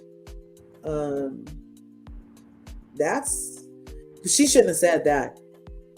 No. Regardless if that was like the true whatever. I wonder who she's saying it to. I wonder what she was saying it about. I think she was saying it to Nicole, you guys. Maybe to Julia or Nicole, because she got into that with them last season. So I'm assuming that has to be those two once again. It has to be with them. But as I'm saying, it's wrong for someone to say it. It is very wrong for someone to say it. Oh, yeah. And you saw that, Emmanuel, when she was blaming Lisa for it, she was sure to get it on film. Oh, yeah. But that's the mother. We all know she was going to take his side no matter what. She was definitely already going to take his side. Yeah, he literally bankrolls her. So it was just a matter of time. Mm-hmm. I think she figured that maybe, I don't know, I kind of feel still like how I did before. I don't know if she was necessarily a spy. I think that because she was the one who said, we don't get divorced. I don't think she realized how serious he was. Because remember, he did kick her out and do all that. Right. So I don't think like she was like always a spy. I felt like she was an op too. I don't think that it was that. I don't think that. First. I don't think. Yeah, because he kicked her out, and I think he was like, "Listen, lady, I bankroll you, so you really want to go against me?" And she was like, "Yeah, probably not." Yeah. Yep, that's exactly how I think it was too, Natasha. I don't think it was like. I don't think what she meant to came. I don't think she meant showing up like that. Right. I don't know. As soon as I saw her and Lisa commiserating after the whole breakup, I was like, watch yourself, Lisa. She's only there for info. That's my personal feeling, because this is the same lady that talked you into having a baby for this guy. And it's her son. So she's going to take his side. I already knew she was going to ultimately They always do. So they always do. It's unconditional love. Yeah. So that means that she didn't even strike me as the type of mother that would ever go against her son to begin with. I think she was just like, he kind of forced her in the beginning when he literally kicked her out and told her he never would speak to her again. Yeah. So like at the end of the day, she was always going to rally for sure. But with Ariana, What's good? Dina the Explorer's in the house. You guys check out Dina the Explorer's channel. Maria Rose, what's good? Huh? Go ahead. I always have issue with wait, what's her name? Adriana. So Adriana, I kind of agree with you, Curves. I feel like those ladies never liked her. They obviously kind of iced her out when things like hit the fan. And I feel like she felt a certain type of way when it was building. And sometimes people react like it was kind of like a really terrible reaction. But at the end of the day, they were, being mean to her. And I think she just kind of like popped, snapped. And I definitely think that she immediately realized it was wrong. I think she's really dumb with words sometimes when it comes to English. I don't think just because you live in this country for as long as you do, like I know like in parts of New York, there are people that don't speak English at all. So like, I feel like in Miami, it's probably a similar, like, because there's such a heavy, like international population. I think it's very easy. She went to Harvard or Yale or something. You know that part, right? I know, but like it was like it gave me like online. She has no issues translating. Okay, the translating is the least of her problems. And she has issues thinking before I'll she give it. speaks. And I'll give it this: that the way she dug in, I feel like she definitely like knew cultural words and what she understanding was saying. languages are two different things. You know what I mean? Yeah. She has no issues with that. Her issue is I feel like she knew exactly what she was saying. You guys, she doesn't know exactly. No, I'm talking about when she said "my bad." Oh, the "my bad." That's what I'm referring to. I know that she thought that I know that she knew exactly what she was saying when it came to Frankie. I'm just referring to "my bad" because I was like, "Come on, girl, really?" Yeah, my bad. That was so weak. I was like, it needed to be a more like. It needed to be a more eloquent, deep apology than just "my bad." More emotional and like sincere. And "my bad" is the most casual way of ever admitting any fault that anyone could ever do. And in that situation, that was very inappropriate. Completely inappropriate. Like, good God. And then she got to show it around to everybody like it was the marriage certificate of the guy still being married, but not looking all the way down to the bottom of the page. And she was like, look, "my bad, you guys." That's all she wrote, "my bad." She had said some nice stuff before that, but to end with "my bad," she should have ended with "my bad" made it deepest, seem like my deepest apologies. My heart is broken. Oh, if you can find it in your heart to ever forgive me. I was projecting my own pain. I'm so sorry. Yeah. Yeah, something. But just "my "my bad." She's not sharp. That should have never came out of her mouth. Never. Yeah, that was pretty idiotic. I'm not gonna lie. I just, I think business that, program. You're right. I think that she only went through a business program at Yale. Okay. Well, that's what I mean. When she did that, I feel like there were a lot of jokes. They're like, "What is she doing? Harvard online? Like, what is this?" It didn't seem like legit. Like, you know what I mean? She like went to the campus once. We're like, "Did you go to the campus once and take a picture like at the bookstore?" No, guys. No. She knew what she was saying. She knew what she was saying. She completely understood what she was saying. She speaks 4 languages. She completely understood what she was saying. But a lot of times the issue is that languages she did not. It's like a master of all. It's not like, you know what I mean? Like when you have that many languages, it's hard to be perfect on one. They're all Latin languages that she speaks. It's the subtle. I'm talking about Latin languages. Slang is different. Like cultural slang is very different to me. Let me say than like just proper like understanding languages.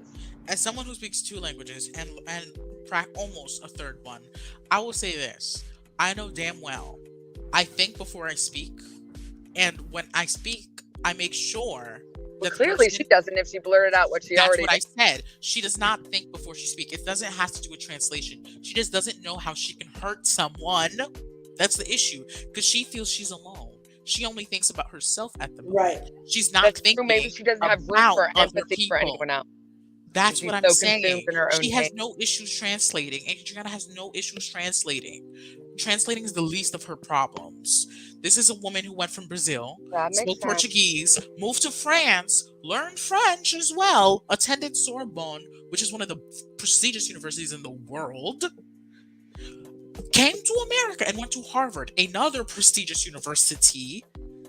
Come on now. Her issue is Not extra pronunciation of the T. I'm just kidding. her issue is not translation. If you could get into, she could write a good essay to get into that said business school in Harvard, if she could write not an essay, a thesis to get into said business school, trust me, her issue is not translation. Okay, her issue Right. is thinking before speaking, and her issue is also her life tumbled down so quickly. But let me just say this, Adriana brought all this onto herself, the way her life is tumbling down. She was coming for Larsa, guns blazing for no reason. I'm like, what the hell is she coming for Larsa for? Yeah. She was coming for Larsa from the jump. Well, Larsa also, like, no one was really calling it out, though. Like, Larsa was the elephant in the room. It's like, you haven't spoken to any of them this whole time, and you show up like you're one of the gals, looking completely different, sounding completely different, and we're just all supposed to pretend like, hey girl, welcome back, like, you know. I understand that, but the thing is, you came guns blazing for no reason. That's the issue. You were coming for her ass for no reason. For her ass, you were coming for her ass for no reason.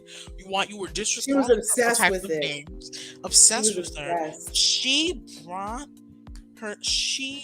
brought herself all this negativity. I think she was just trying to get her transfer. to deny.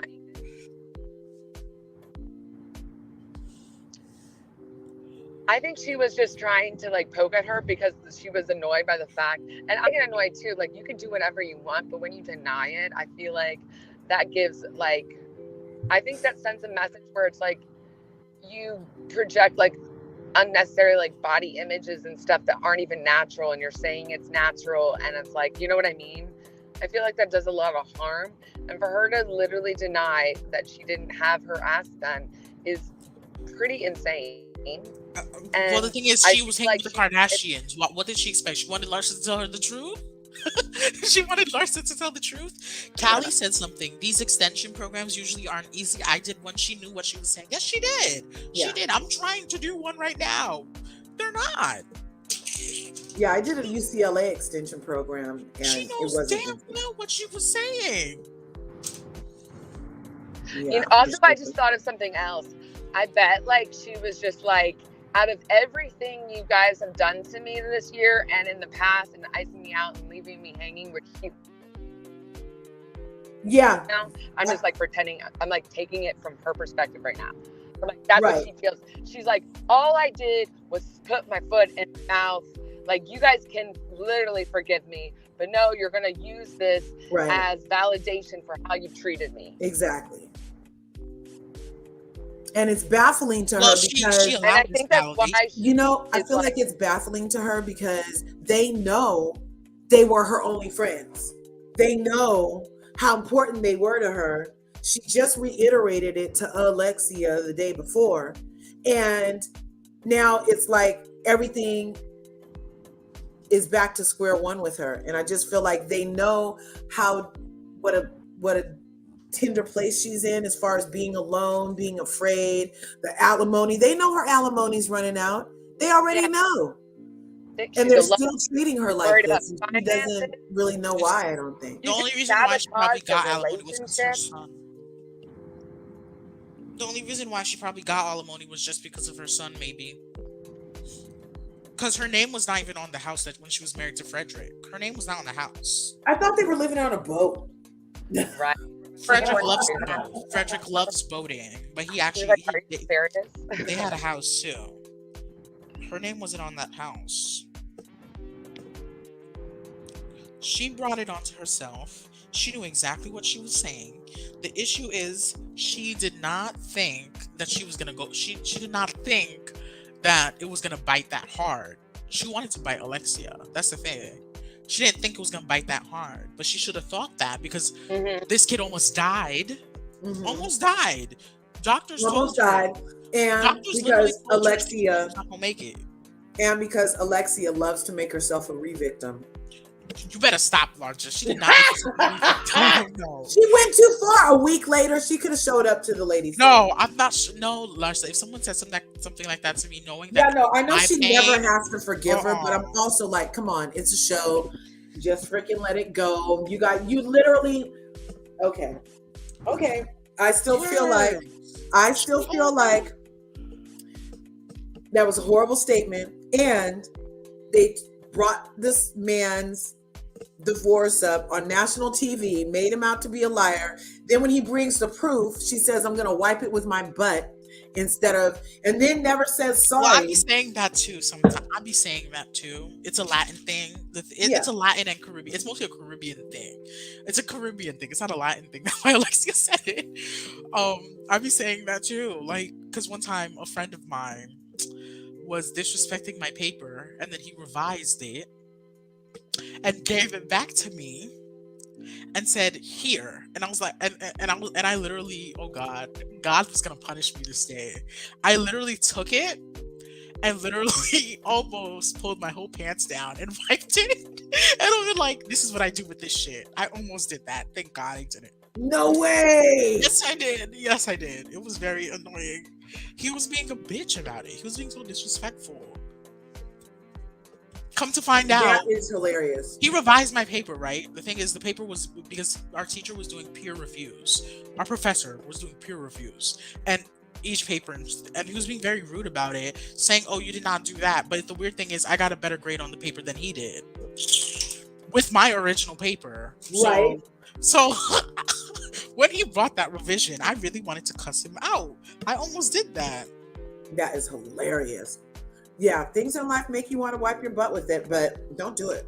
Adriana is scared the truth came out with that alimony stuff. Please, we haven't seen her house. We've never seen her house. Where's her house?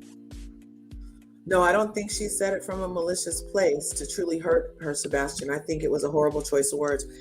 I feel like she I don't wanted feel like Alexia it was to try malicious. to understand her pain. She wanted Alexia Right. to try to understand her And pain. she does. Even though her pain is nothing comparable to Frankie.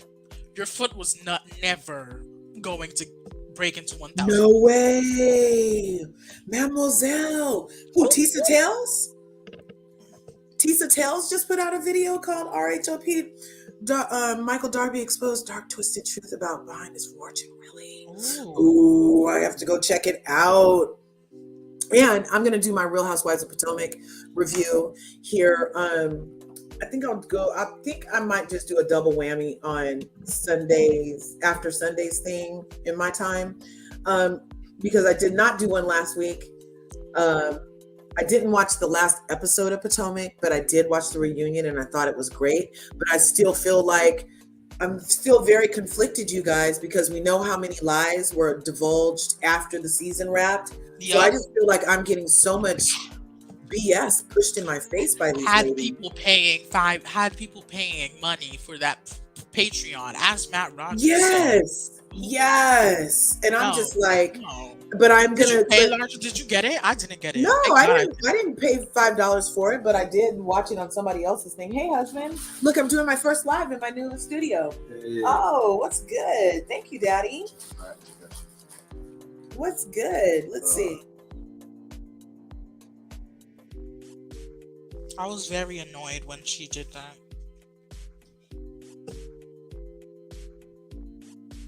Jackie and Wendy are gonna drag me up for some reason. I'm sorry, Curves. You're probably gonna be mad at me. I have sympathy for Mia this reunion.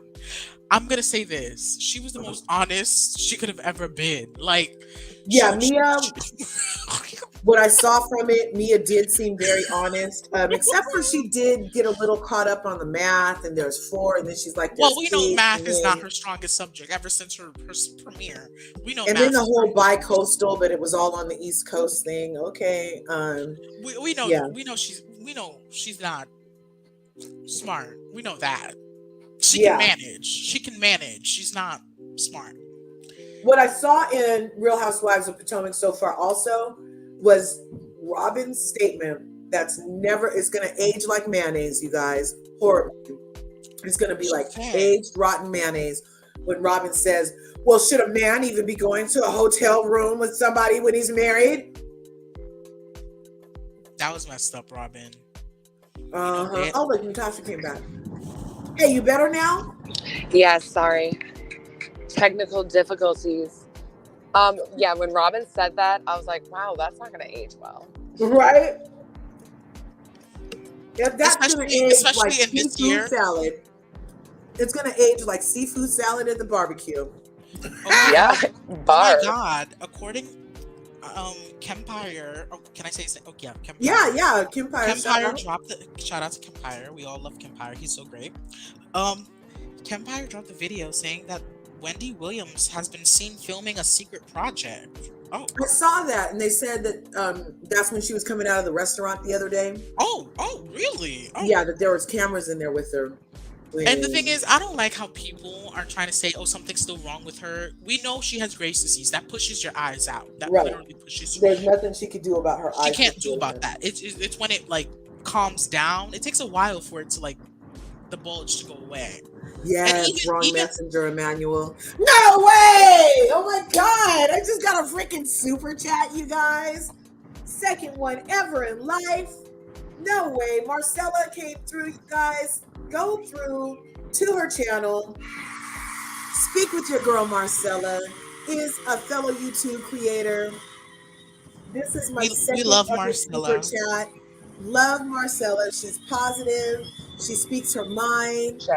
She loves Jesus, and she they cook over there. They have games. They talk about finances, about world news. She will keep you informed. Be sure you check out Speak with Your Girl Marcella in these YouTube streets. Thanks for being here, Marcella. Thank you so much. I appreciate you. Right on. Mia padded her life to get on this. Yes. She never really had any of that stuff. That is true. But she's being honest about how she's losing every one of them now. Well, hey, but it's all still the vetting. Bravo and their vetting. They need to see records of ownership for like 5 years before your application or something. Because the things these people are going through to get on Bravo, and then you come to find out it was all shady and like at the cost of somebody else. You know what I'm saying? No, my thing is worse for you. This is why I'm gonna say this, and people have an issue with it. I hold Jen Shaw to a higher standard than I do to Teresa. I'm sorry, and I'm gonna say why. One. Sorry, I missed the part. You hold her higher than who? I hold Jen on a higher standard. I condemn her more than I do to Teresa. Yeah, same. And the reason is, some would say, oh, is it because she's Tonian and Teresa's Italian? No, that's not the reason why. The reason why I hold her to a higher standard is 2 reasons, actually, not one. I mean, it's very easy to see. The first one is the most vulnerable group in the country is who you decide to go after? Oh, no, absolutely not. And she orchestrated. She was a brains. Like, second, the second reason why I hold her to a higher standard is she keeps using, oh, they pulled guns on my black children. They pulled guns on them. Like, sis, they only pulled guns on them because you decided to steal. Hello. And I think it's really important to note that they gave her so many chances to stop being shady. It was almost crazy how nice they were. They're like, listen, we don't like what you're doing. You need to stop. And so that's why she made like an app, and she decided to keep doing what she was doing, but just be a little more covert. And it's crazy. And so like, yeah, her actions are what caused that trauma to her own children. She did that. That's why I don't have sympathy for her. How do you feel about that, Larger? Do you think I'm right or wrong for not having that standard? That's like blaming a reaction. No, I feel like that's Teresa's not all up there. As much as I love her, she's not all up there. So she signed everything blindly for her man. As much as I don't. No, I feel like I agree with Mademoiselle. I feel like Teresa also knew. I feel like Teresa also knew. I don't think it was the same type of crime though. It wasn't. Right, but it didn't involve old people. Elder people. There were actual like victims that like we could like put on TV crying and saying how this infected them and ruined their lives and she's been doing that for like decades. So like, you know. Yes. You know, way more diabolical. To answer Sebastian's question, I don't feel like she gets sympathy. And I also have had a long problem with Jen for a long time, ever since she used to say shit like she was blacker than Mary. No, you're not. Black in you. This is a disclaimer, a PSA. Black in you does not make you black. Curves. I always get I'm like white and I get annoyed because I don't know, I just see stuff all the time, but I feel like I can't say that, but I see it all the time and it always annoys me because it comes across so phony and kind of like, I don't know, inauthentic. But you know who might like, actually do have black in them? Who gets like a lot of heat? If you heat? marry a black person, that does not make you black. Like, I'm very sorry. No, it doesn't. But you know, Larsa, I'm gonna say this about Larsa though. She's well, we obviously see that she's not black. She's Arab, but she could have black heritage. One, the main reason is Arabs were nomadic. They were moving around a lot. Like a lot. Like I have a friend who's Lebanese, and when he did his 23andMe, he was shocked.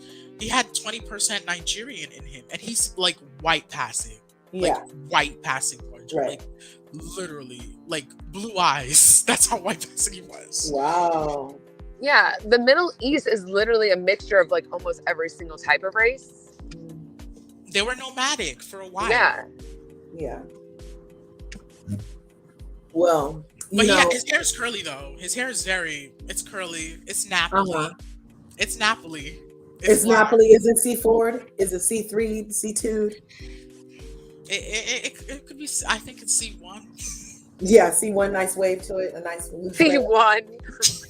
He has a nice wave to it. Speak with your girl Marcella says, real broke housewives of Bravo. There needs to be a new show. Kim Zolciak, Mia Thornton, Charisse JJ. What's going on? That's what we're talking about. Like, I'm like, they need to do better vetting. And they need to have better records for I think at least 5 years prior to being on the show, you have this stuff in your name for real. Because these people really don't qualify to be on the show. They're just pretending.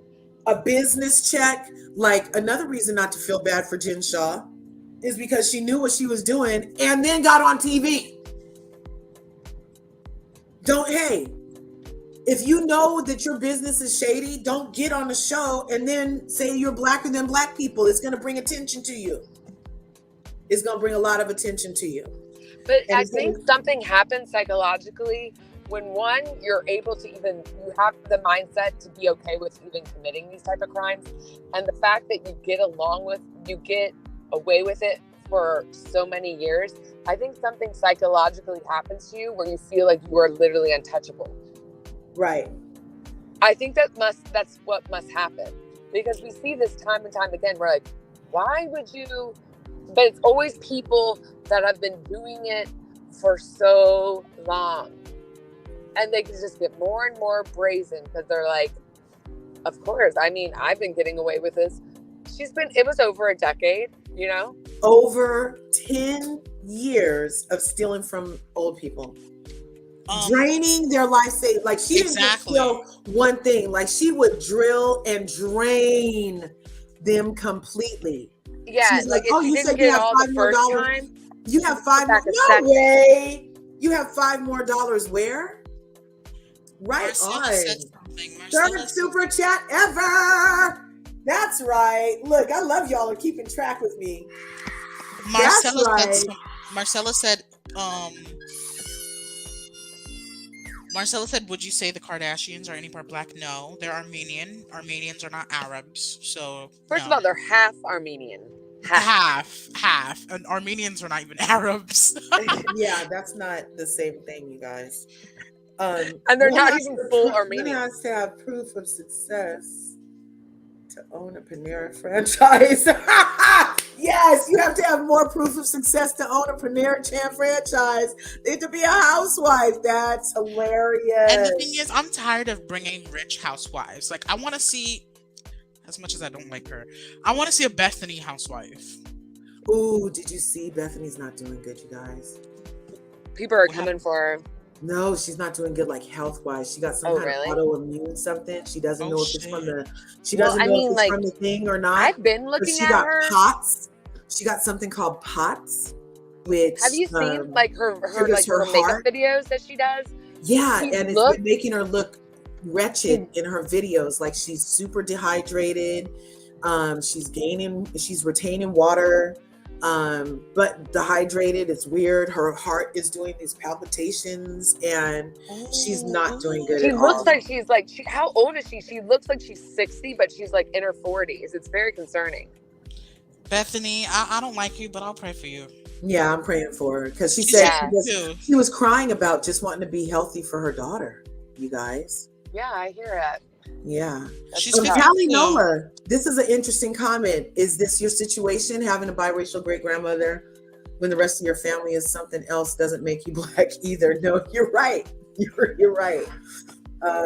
It doesn't. Would you say the Kardashians are part black? No. They would consider themselves. Well, they've been doing an unblackening lately. They have.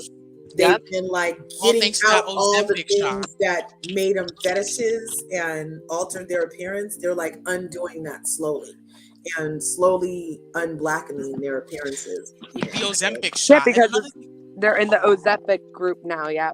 Mm-hmm. And another thing is, I'm glad. The 90s. The thing is, I don't like how this Ozempic shot is now being talked about, because the thing is, someone did break the story way earlier on, but you know, she's controversial within the black community, but it's okay. Candace Owens broke that story months What do you mean? Candace Owens broke that story. That she did. Shot going around in Hollywood that these people are taking. She did. I'm gonna give her credit as much as she won't give me credit for anything. We all know that. But it's okay, Candace, I'm sorry. Candace, I don't. I agree with something. 600,000 is the threshold to be a housewife. I think they should up it to $1 million. No, I don't want to see rich housewives anymore. It just gets boring. Like there's really no. I like rich. $1 million isn't a lot these days because if you have it in your house and in some cash, then, yeah, you're right. If you know what I'm saying? Then you're still a relatable person. Yeah, you can still be relatable, but at least it would be, I don't know, just a little more lunching would happen instead of all this arguing. Maybe. Larger. I'm gonna step away for 1 minute to get a package that's being delivered. Okay. So just don't mind me if you don't hear my voice. Okay, no worries. Okay. Thank you so much for this third super chat ever. Greetings from M10. Is that Tennessee? Marcella! Hey! Let me tell you something about these housewives shows. Monique even told me that her first year, she didn't even clear $60,000. She bought home after taxes like $35,000 for the season. That's what I read. Their first season, they get about 60. Yeah, but after the taxes clear, they make sure you're paying your taxes off top. She said then when they filmed in her house, she had to pay the electric bill. She had to pay lawyers. You know, she had to pay for part of the trip. They would help with some of the trip and planning, but they have to pay for their own trip. And she said that she thought when she got with Carlos that it would be a little bit more. She said it after the first season when it was really not good, but Carlos said they can turn it around. He offered her less. You're really getting exposure. Yeah. So and see until you your first season, you literally break even. I heard. Right. When do they start making meanie money? But then we have to remember that these people are human too. Like, I talked to Miss Wanda. She said it's, you get the crowd who likes them, the crowd who don't. And then people seem to forget that they are like really human. And like Stormy, this is my own opinion, she doesn't take criticism well. Like, it makes her sad and she looks depressed and she keeps saying, I got to take a step back. When you come on TV shows, you have to have tough skin, even as a YouTuber. You have to, you're going to get it. You're going to have people that like you and who don't. But these housewives shows, there's a lot of people that do not live behind the gate. I have been to Monique's house several times and she lives behind a gate, but the gate doesn't lock. You just wouldn't, Karen lives like 5-minute walk away from her house. And then Mia was renting a house, but the houses that's in there looks like 3 New York blocks, one house. They have horses running in front of the yard, but you know what? Nobody's going to even go up that way to rob it. It's so far out of, DC, and then you go around the water and you are into Potomac, and there's nothing really there. But Sharice lives in a townhouse. Very desolate. Yeah, Sharice lives in a townhouse in Bethesda. I mean, she look, when she got her divorce, honestly, she spent a bulk of her money on the champagne room, and allegedly, but I know it's facts, she stole her kids' college fund. So when they got their divorce, the judge took from what she might have gotten from her husband and they put it back in the children's college fund. And she did all of this to keep up for the Joneses. So Robin is very broke. I mean, Robin is very broke. And then Juan seriously is in trouble right now. And I really believe, and what I'm hearing, their celebration in union is not entered in the courthouse.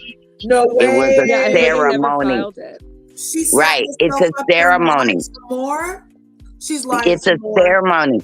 Do you know that her husband is being sued? Yeah, and I mean, I was wondering why she would marry him in the middle of all this. But he's being implicated in that whole thing with the college. Right. With the college. Right. Which is very so disturbing, that whole case. Yes, and if they take from him, sue him, that means it could take from her again. So no, they had a ceremony. Everybody said that's why she didn't want people to come, and that's why her mother was looking at her like, what? But because this is very serious. It's more accusations coming out about other players and other things happening at the college. So I believe that because I read a lot about it, and apparently he was like, they're notorious for running those athletes to the ground and them not being treated very well. And then because a lot of them are using the athletic scholarships, they're afraid to like say anything because they get apprehended if they do, and they could lose their scholarship. So it's like, it's not a good situation for a lot of them. Oh my gosh. And also that Juan is in relationships, because y'all do not realize that this is the truth, because I ran into Juan and a white woman at a restaurant. She was very pretty. Do you know that is not even the woman that they're talking about on the show? They're talking about other women. Him, Marcella? Really? Yes. Where? What was the setting? Tell us everything. Oh my God. It was prime. No, it was Ocean Prime, and it was in DC. And guess what? It could have been business. It could have been like when we go in the Ocean Prime, we get a private room, and they were sitting in the full open dining room. But she paid the tab, and I said, well, maybe it's work. I didn't know. But I really feel that he swings from both ends. He plays for both teams. I believe that Robin does too. Allegedly. I believe that they just stay a unit for the boys. But if he gets sued, they don't take anything from the family, because everything is in Robin's name. Everything. That home is in Robin's and her mother's name. No way. Yes, her and her mother had been flipping property to help Robin get on her feet. Yeah, I remember hearing about that. Marcella.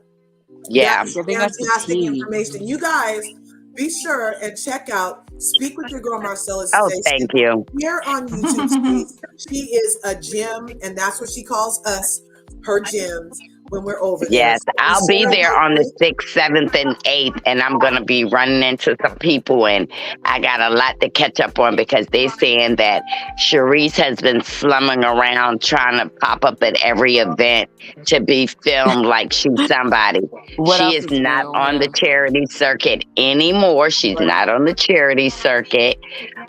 Even though Wendy is on the show, they don't accept her in the charity circuit because, you know, Wendy was said to have stolen a campaign log with people who do big contracts. Yeah. So they really don't mess with her. So she's like a beautiful Nigerian woman that's ousted.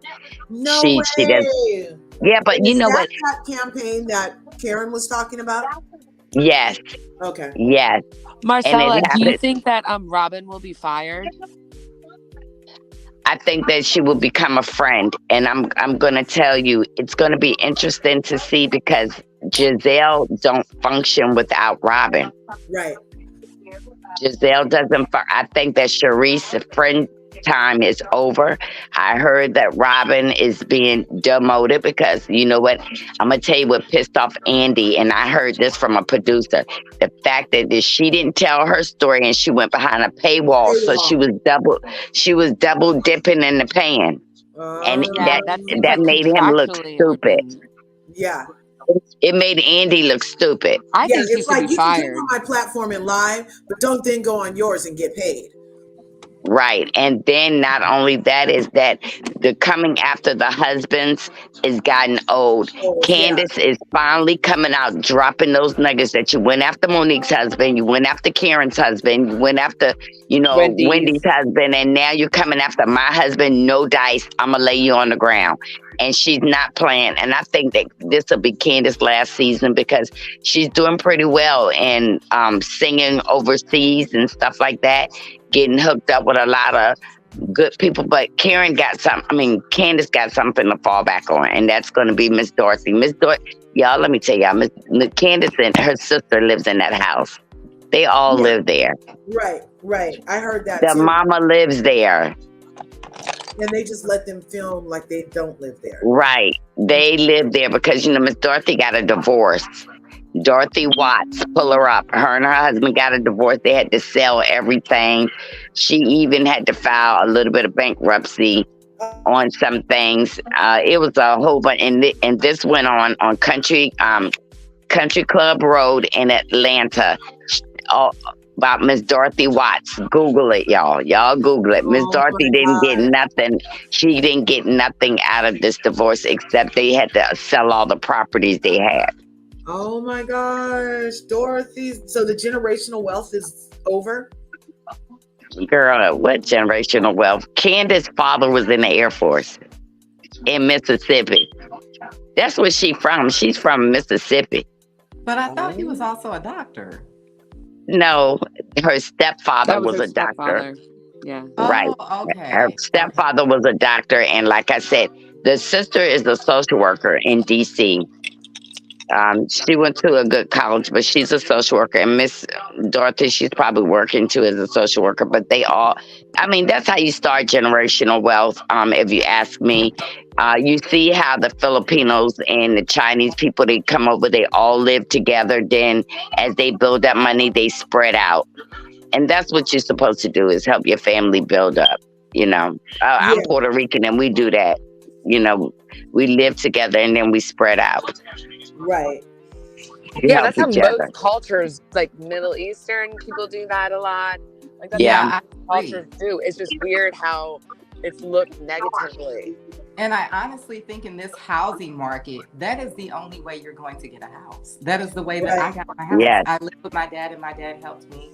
And now my mom is leasing and the man wants to sell me that house directly. Yeah. So, because my mom's already there and she's been leasing it for years. But in this housing market, unless you have a lawsuit or you have a rich relative or a big life insurance policy or something like that you come into money, that is the only way you're going to realistically buy a house. Right. They're almost doing a federal background. Yeah, and I was They're that's almost doing a federal background for you to qualify for a house. because most people don't make enough money, and they're yeah, trying to fake it, and they're tired of people doing that. Because then what yeah, happens is you fake it, you get in the house, and they can't put you out because there's Right. so many laws protecting you. Once you get in that house, it's hell for them to get you out of that house. So a lot of banks, they don't want people coming in faking their income anymore. They want to make sure you got that money and you can afford that house.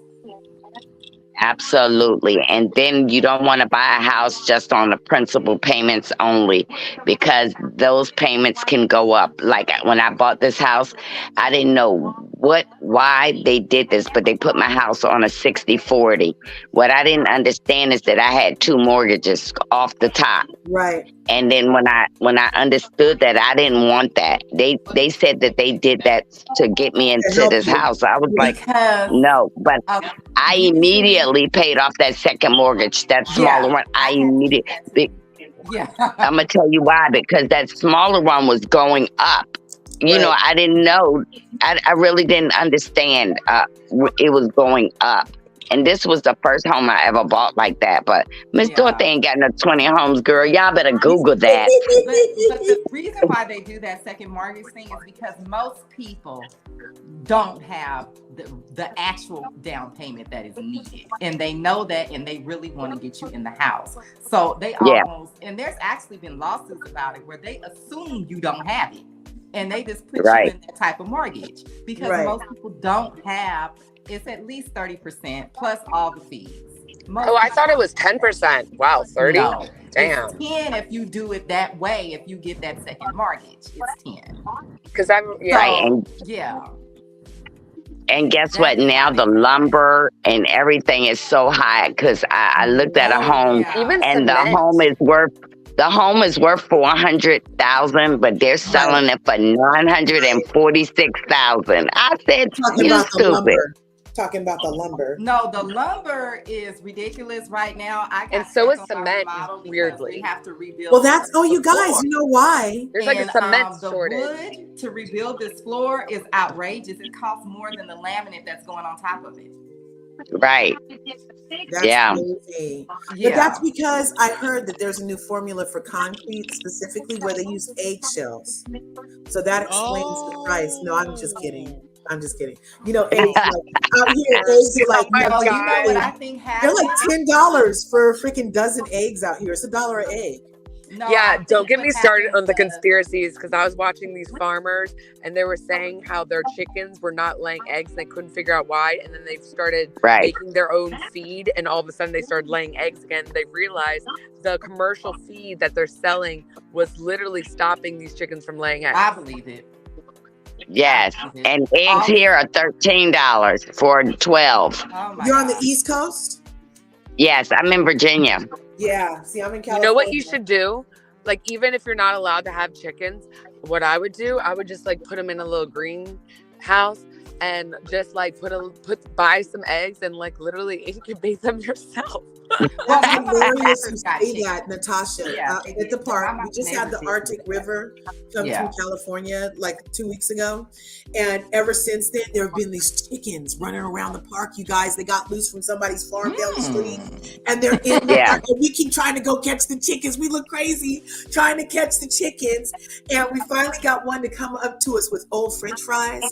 But we didn't have anywhere to put it. And then we went back for it again.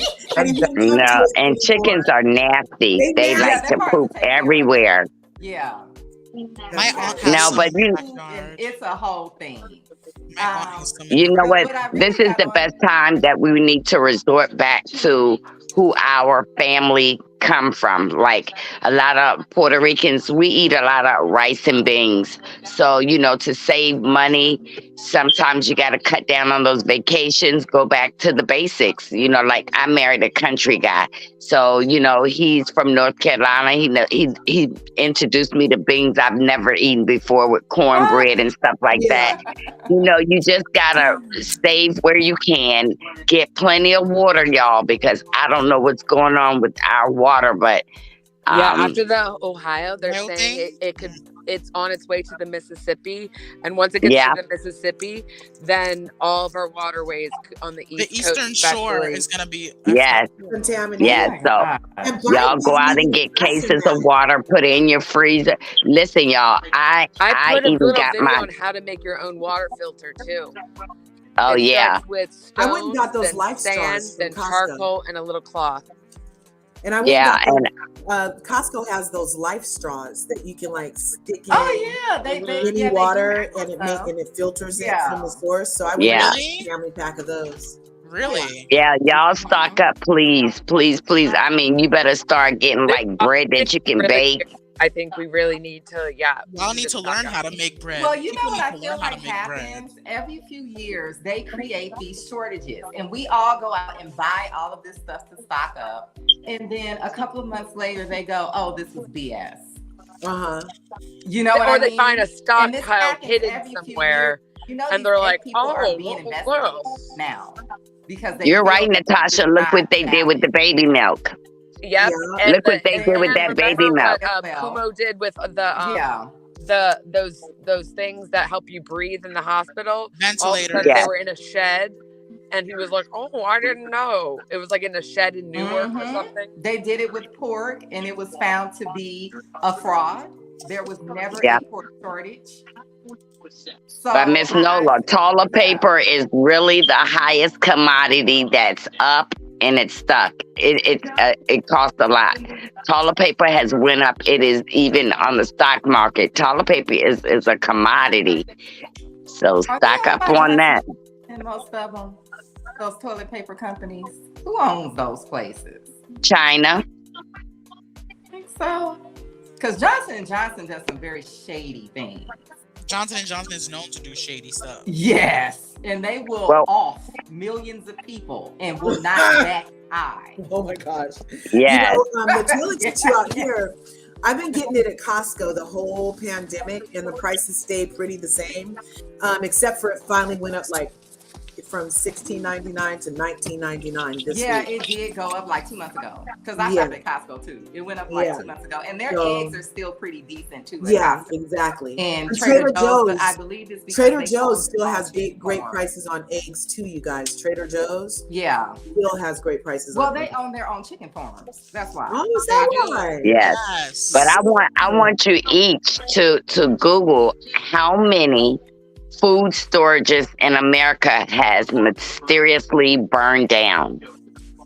Where I live at, they had a food storage that they keep frozen foods and stuff so they can put them inside of the supermarkets here. They had about 21 food storages burned down in a matter of 6 months. All over. No way. Well, I think that it's great that we have our freedoms, but one of the thing about having our freedoms is that these companies are not regulated the way that they should be.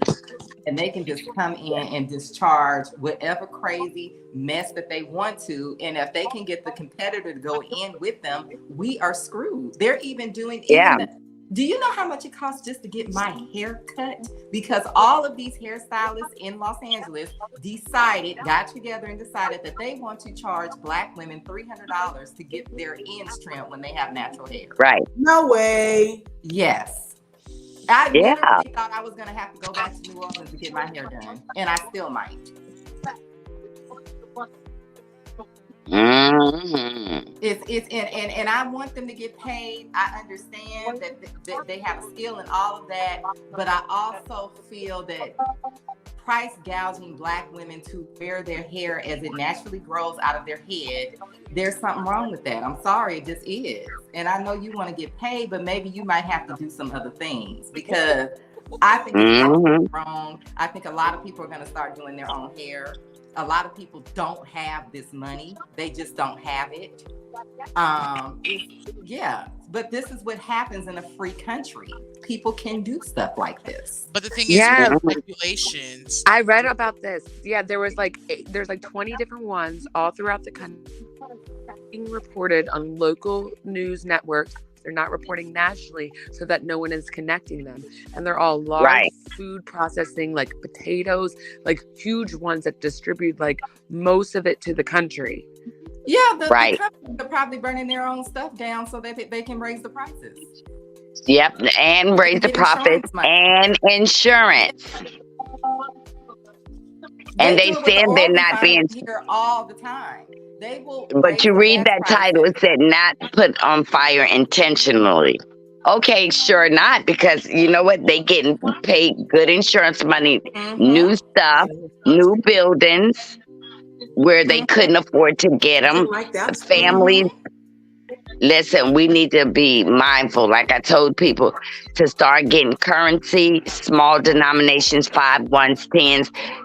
Where I live at is a lot of rich people around me. And guess what? You should see what these people are doing. They are preparing for something. And when they get to running, I'd be like, what's going on, Susan? She said, just make sure you have cash in your house. I said, okay. Really? Well, yeah, they're running. Worry about us being hacked. I'm not gonna lie. I don't work in security or anything like that, but I do sometimes have a worry because I feel like they are not as tech savvy as they should be. And I do worry that we will one day get hacked and all of our money will just disappear.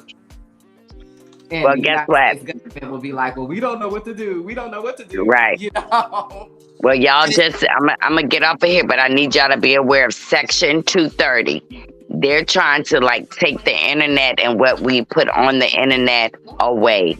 They're in court. There's 4 justices right now in court and in Washington, D.C. And they're saying we may not have YouTube. You mean by them not being able to store it because of privacy laws? No, meaning that they're going to monitor what we're saying and they can take your pages away. Pull it up, Section 230. I think that's probably more under these sort of, I don't even want to say the word, but I'll just say these security acts that George Bush signed after September 11th. There's a lot of gray area in that stuff.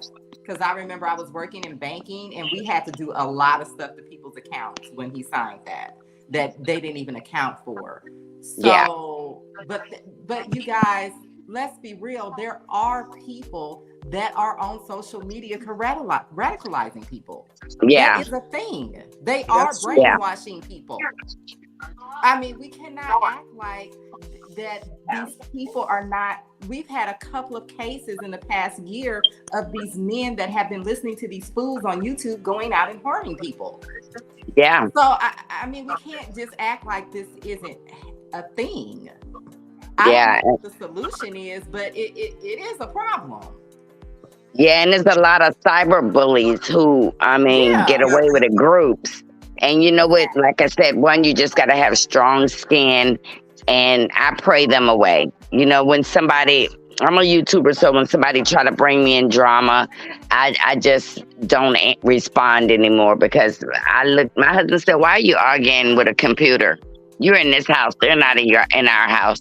Yeah, you know, one time I was arguing and the person said something very exactly. odd. No weapons and formed I against me. realized that it was a bot. Amen. I'm like, this is not even a person. This is a bot. This is a bot that's collecting information that they're trying to train this bot. You know what I mean? Because I knew it had to have been a bot because the way it responded to me.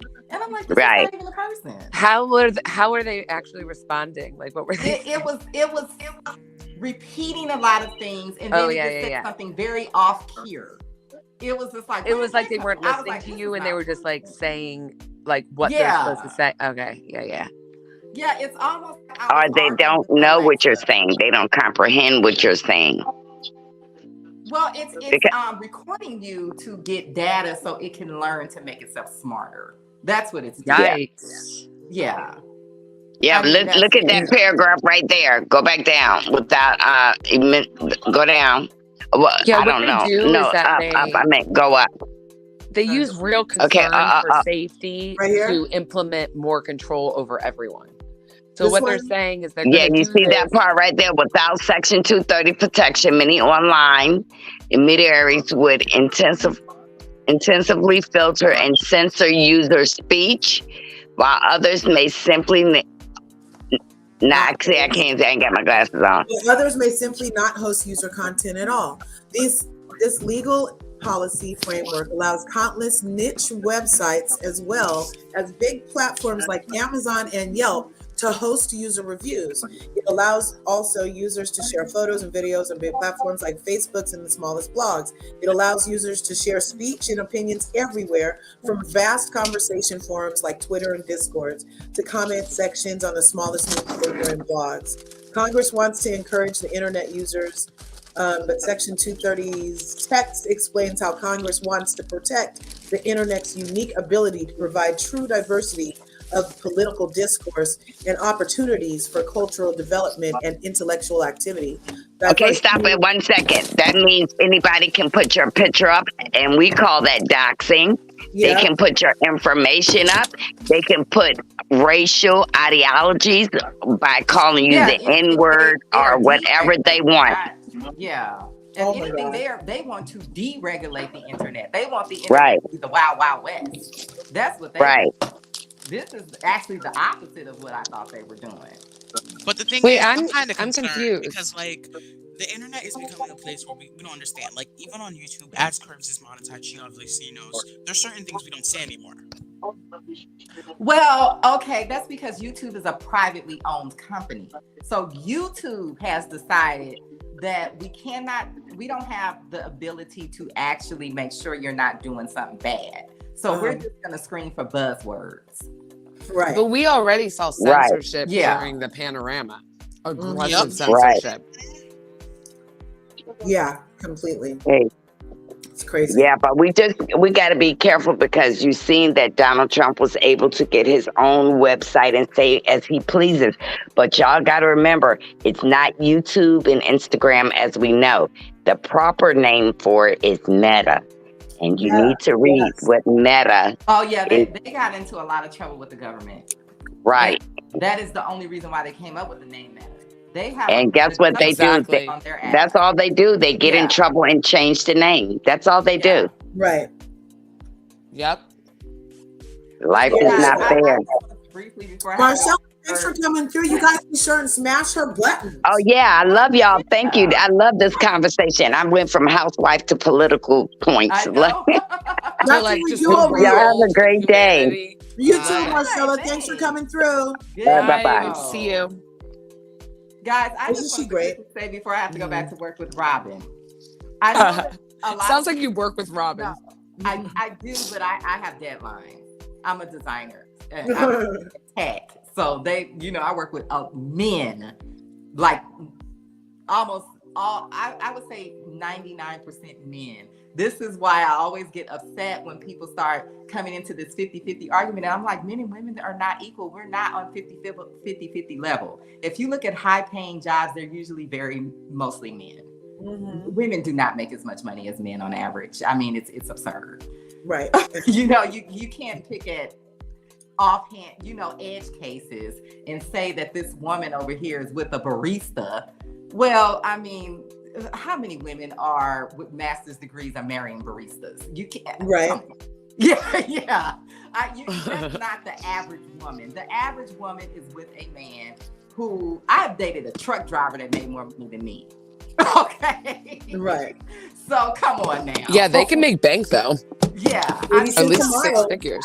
80 cents a mile. And I have a fairly decent job, and he still made more money than me. So I think that's absurd. But what I wanted to say with Robin, a lot of people paint her as this woman that's just so in love with wine, and she just wants wine so bad. But a lot of people forget she divorced wine. If she was a person that had that type of a mentality, she would have never divorced wine. Yeah, to stick with them and blah, blah, blah. That this story of her living with her ex-husband is the thing that got her on this show, is what the producers felt that made her unique. And she kept running with this lie. Yeah. So much so that it got to the point where Andy literally started to look at her funny. Like, what are you doing? And I think that is why that wedding happened. But I also have a feeling, looking at the way that the scene was shot and they were playing and all of this stuff, that her story was being wrapped up. And that's why this woman, conveniently on cue, goes to this random man on TikTok with this story.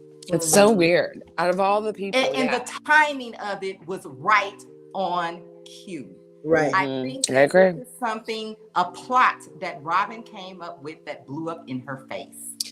Yeah, I don't even like calling her a mistress because you would have to have a relationship. Because her story was being wrapped up. And you have to remember her background. She is a PR person. Yeah.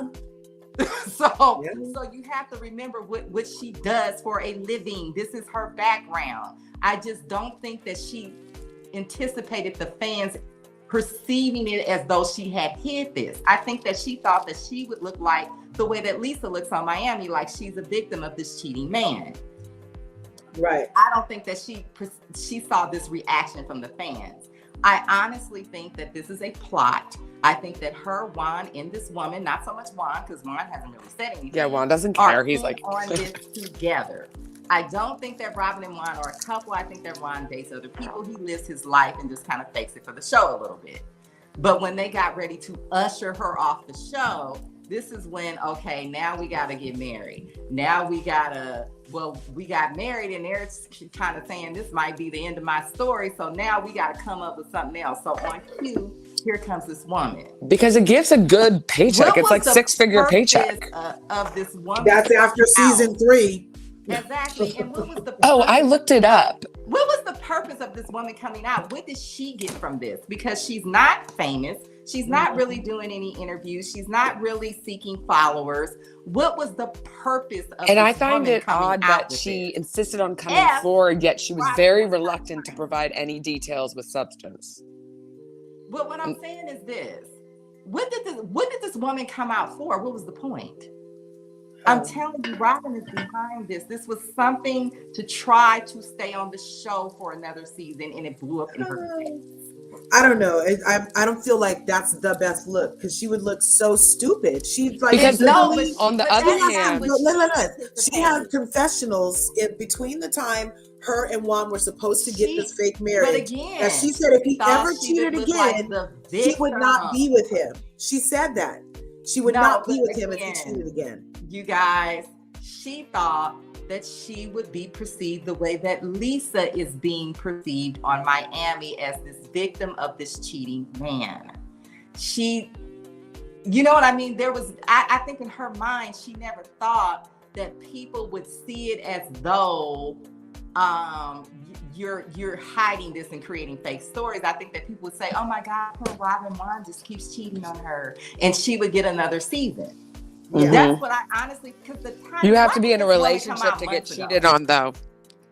Well, you know who's going to do a breakdown on this later today, actually? Yeah. Is T.I.'s Hot Messy History. Do you guys know T.I. here in these YouTube streets? She does. Who's that? T.I.'s T.I.'s Hot Messy History. She has a great channel, you guys. She's doing a dive on this, breaking down Robin's lies and the mistress. Love it. And with Giorgio Says is going to be on her channel.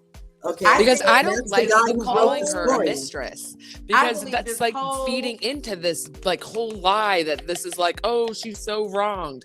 Like this isn't a mistress. Like even if we even entertain it was a sneaky link. It was a sneaky link. This is a woman that Juan was talking to. Yes, because Robin and him are not in a relationship. Actually, the truth that Robin and Juan have a fake story going. But I think when Robin needed something for next season, maybe somehow her and this woman connected, and she said, "Hey, can you just come out and just with this so that they will start talking about me and I can maybe come back." Yeah, now it's like a fine line, huh? Like we want them relatable, but a little higher than us, so we can aspire to be that or something, you know, like to get us motivated to like have that kind of life. We don't need no broke ass wives. I don't even want to see Katie because Katie's broke. If Katie were wealthy and going through this sobriety journey, I would be like, okay. I thought Katie had generational wealth. Katie has generational wealth. The issue is her mother's very disappointed in her, and it's you know how they do. I Yeah, don't want to see no teaching more her a broke people lesson. on these shows. of that's loving the her. I issue. just don't.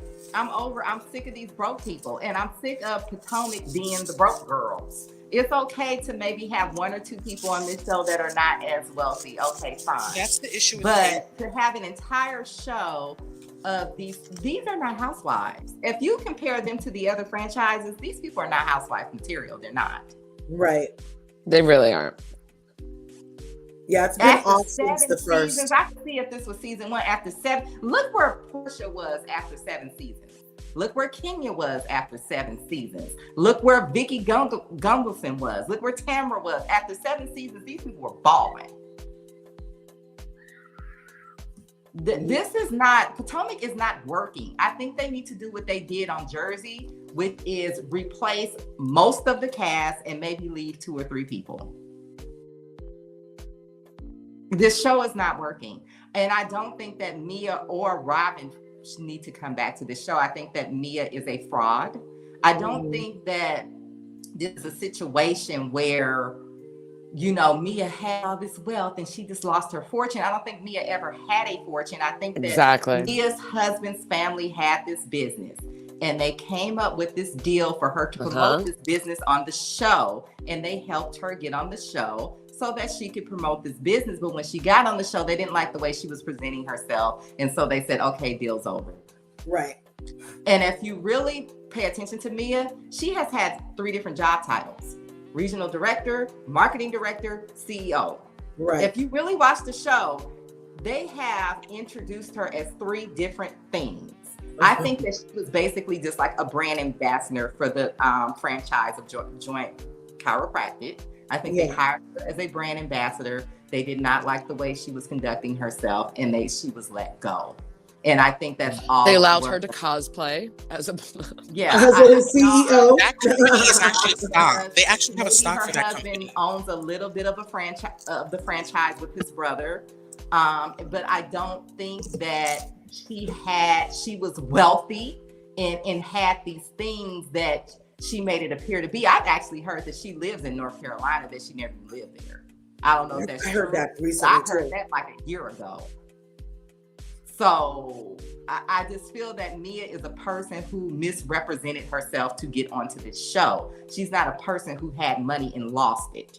Right. Those are 2 different things. I don't think that she needs to come back to this show. And hopefully them saying that she no longer lives in Potomac is their way of saying that she has left the show. I'm hoping that that's kind of like code for saying she doesn't. Where does Giselle live? It's not Potomac, right?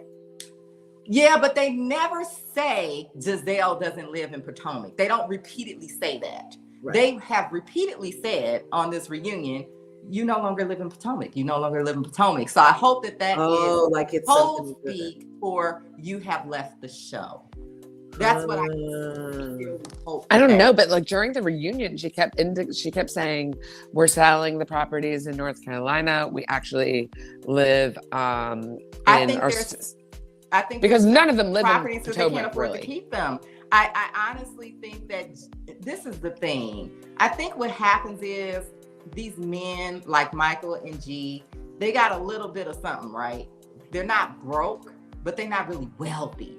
But they get these young girls that are like waitresses and strippers and things like that don't know any better. They don't know what real actual money is. They think if you got like $1 million or $2 million, you're rich. In today's world, you're not. And so I think what happened is kind of like, and I think Ashley is probably in the same situation, where this man ain't that kind of wealthy.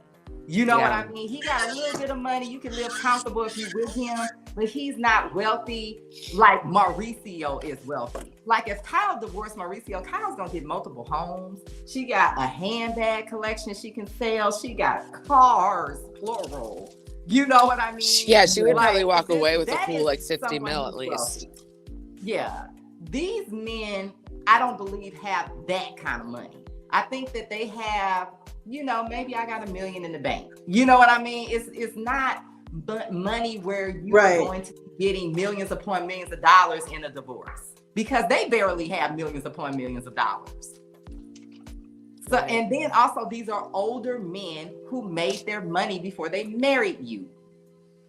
So a lot of that money isn't community property or is locked up in some type of family trust, i.e. garden, where you can't get your hands on it. Because I didn't realize that if you use that money prior to the marriage to build on your wealth, that's still connected to the prior money. I've never heard of that before. I'm thinking that this is like the type of thing where you can't take someone's 401k because they built that 401k before they married you. You know what I mean? I'm thinking it's something like that. You know what I mean? Like this is something where, yeah, they were still getting a dividend from this, but they owned the actual thing that's giving them the dividend before they met you. So you can't come back and take those dividends. No, but I'm like, say if you build a business, you get married, you've worked for 20 years or something, established yourself, and you're pretty wealthy. But then after you get married, use that same wealth that you had already previously curated to get even richer with like new businesses. So then that aren't necessarily, you don't connect your wife. No, I'm doing hypothetical. I'm doing hypothetically. Like so if you create a business with the wealth you already had, you don't connect it to your spouse, does that mean they don't get it? I never have heard of that before. I'm telling you, and I know multiple friends that are currently going through divorces. I've never heard of that. Me neither, because that's scary. I have always suspected that Ashley wants people to think that Michael is richer than what he is because she thought he was richer than what he actually was when she got with him. And that's why to this day, she don't know how much money he got. But I'm telling you, I always say this, look at Ashley. Ashley was never balling. She never was. Never. Look at people like Kyle Richards, Larsa Pippen, even Lisa, even though Lenny hates her guts. You can tell that they were with men that had money. Ashley never looked like that. Never, ever, ever, ever, ever. So when people say she should have stayed with Michael, she wasn't balling with Michael. She living better without Michael. She in a better house without him. That's the truth. Since she left him, she actually did better since she left him, whether if he's paying for it or not. This is better than her being in that condo, and she knows it. Yeah, that's true. To me, I don't really see, and I think that a lot of people want to see it because Michael is an older white man. I don't know if I necessarily believe that Michael has that kind of money. We don't know what partners he has or who he owes money to. I'm not saying he's broke at all, but I do think that there is a difference between him and Lenny. There's a difference between him and Mauricio. There's a difference between him and Scottie Pippen. I don't think he got that kind of money. If so, he never spent it on Ashley. So what kind of wife is that? Well, I don't even see the point of her marrying Michael. I think she was marrying a fantasy. I think that she was marrying the fantasy of being with an older rich man versus the actual the Freudian experience psychology of it all, because man. he looks exactly like her bio father. I don't know if that's true. It is. We looked it up. All you have to do is look up her bio father and you can see it. Yeah, sometimes we put things on the internet that are not real. So I'm going to just hold back on that because I don't know for sure if that is a valid picture. But I will say that a lot of women explains a lot of the father-daughter dynamic of who they want the man to be and not who the man actually is. Mm-hmm. You know what I mean? And I think that in her fantasy, she wanted to be with an older, wealthy man. And I think that she projected that and wasn't really paying attention to, wait a minute, I don't have a Birkin bag. I don't really have any jewelry. I'm living in a condo. Like, Ashley was a child. Ashley's practically a child. Okay, she doesn't know what my you know what I mean? I think a lot of women, because I think Wendy Williams did that with Kevin. I think a lot of women fall in love with the fantasy of what they want the man to be. That's literally what happens every day. Yeah. Yeah. It's the potential, it's a fantasy. And you're not really looking at what's in front of you. That Ashley made a mistake marrying this man because I think that if you were about that life, I think that she could have got a bigger bag. And I'm not about that life. I don't sell myself. But I'm saying if you are willing to go out and do the things that Ashley was willing to go out and do, I think that she could have got a wealthy man where she would have been driving around in a Rolls Royce, you know what I mean, living in a mansion, like you did have a Porsche. Jet. Like I think she would have gotten that. And I think that in her fantasy, that's what she thought she was getting, but it never materialized. She had a Porsche. I don't know. I heard that she didn't even keep trauma. That I see like her childhood trauma, and I feel like she attached to him as a parental figure almost too. That's why she did think that she was in love with him, because she has this weird Freudian attachment to him, and that's what made her make idiotic decisions when it comes to protecting herself and overly trusting him. And you see her being crafty, and like how you think she has the mindset to navigate the show and these women, but when it comes to him, because of her like past childhood trauma with like her parental issues and like her dad and everything, this relationship somehow she's not able to navigate. You know, I don't know if it's so much of her not protecting herself or he just ain't that damn rich. I think it might be a combination of both. He's been divorced twice. He's going to be divorced. Exactly. He's already He's been not divorced. dumb. You don't know what his ex-wife got. You don't know what she I think he's hiding his assets. I think he never, and I think basically when you have a 20-year marriage and you have children from there, a lot of people go into their next marriage, and if they're smart, they're not really taking it seriously, which I believe Michael didn't really take it as seriously as Ashley. He protected his older children, because when you think about it, the newer wife can just take all of the family's wealth and leave the older children with nothing. Well, also, I believe that he may on paper have money, but you don't know what he has signed over into trust for his children. So it could be money that Ashley will never be able to get her hands on because it's theirs. And he could have properties and stuff in different names a lot. Mm-hmm. They'll put it under like different names, different family members' names all the time. Can I just tell you that as long as Steve Harvey has been married to Margie, that when they were going through some sort of financial thing where I think he was trying to get a business loan or something like that, and I can say this because I was not working at the bank, I saw this secondhand. Some of his properties were still owned by his ex-wife. And Steve, I don't know if he sold them, but he had a lot of properties. And some of them were still jointly owned by his ex-wife, even though him and Margie had been married for years and years and years. So I thought Michael had only been married once. I didn't know it was twice. I didn't know it was twice either. What was his first marriage? We don't really know it's once. What his ex-wife got in that divorce. We don't. She could own half that company. We wouldn't know. So we could. Ashley, I bet a lot of the first wife and the first family had definitely something to do with the fact of his hesitancy to include Ashley in any financial things. But what financial things did he do while he was married to her? Because didn't he already have that condo? I mean, we don't know what he was doing. Like he has how would we even know? Like, you know, we don't know every financial move he's making. I don't even know what his businesses were to even obtain that wealth to begin with. We don't know. And I'm just getting a vibe off of Ashley where she's living in fantasy land.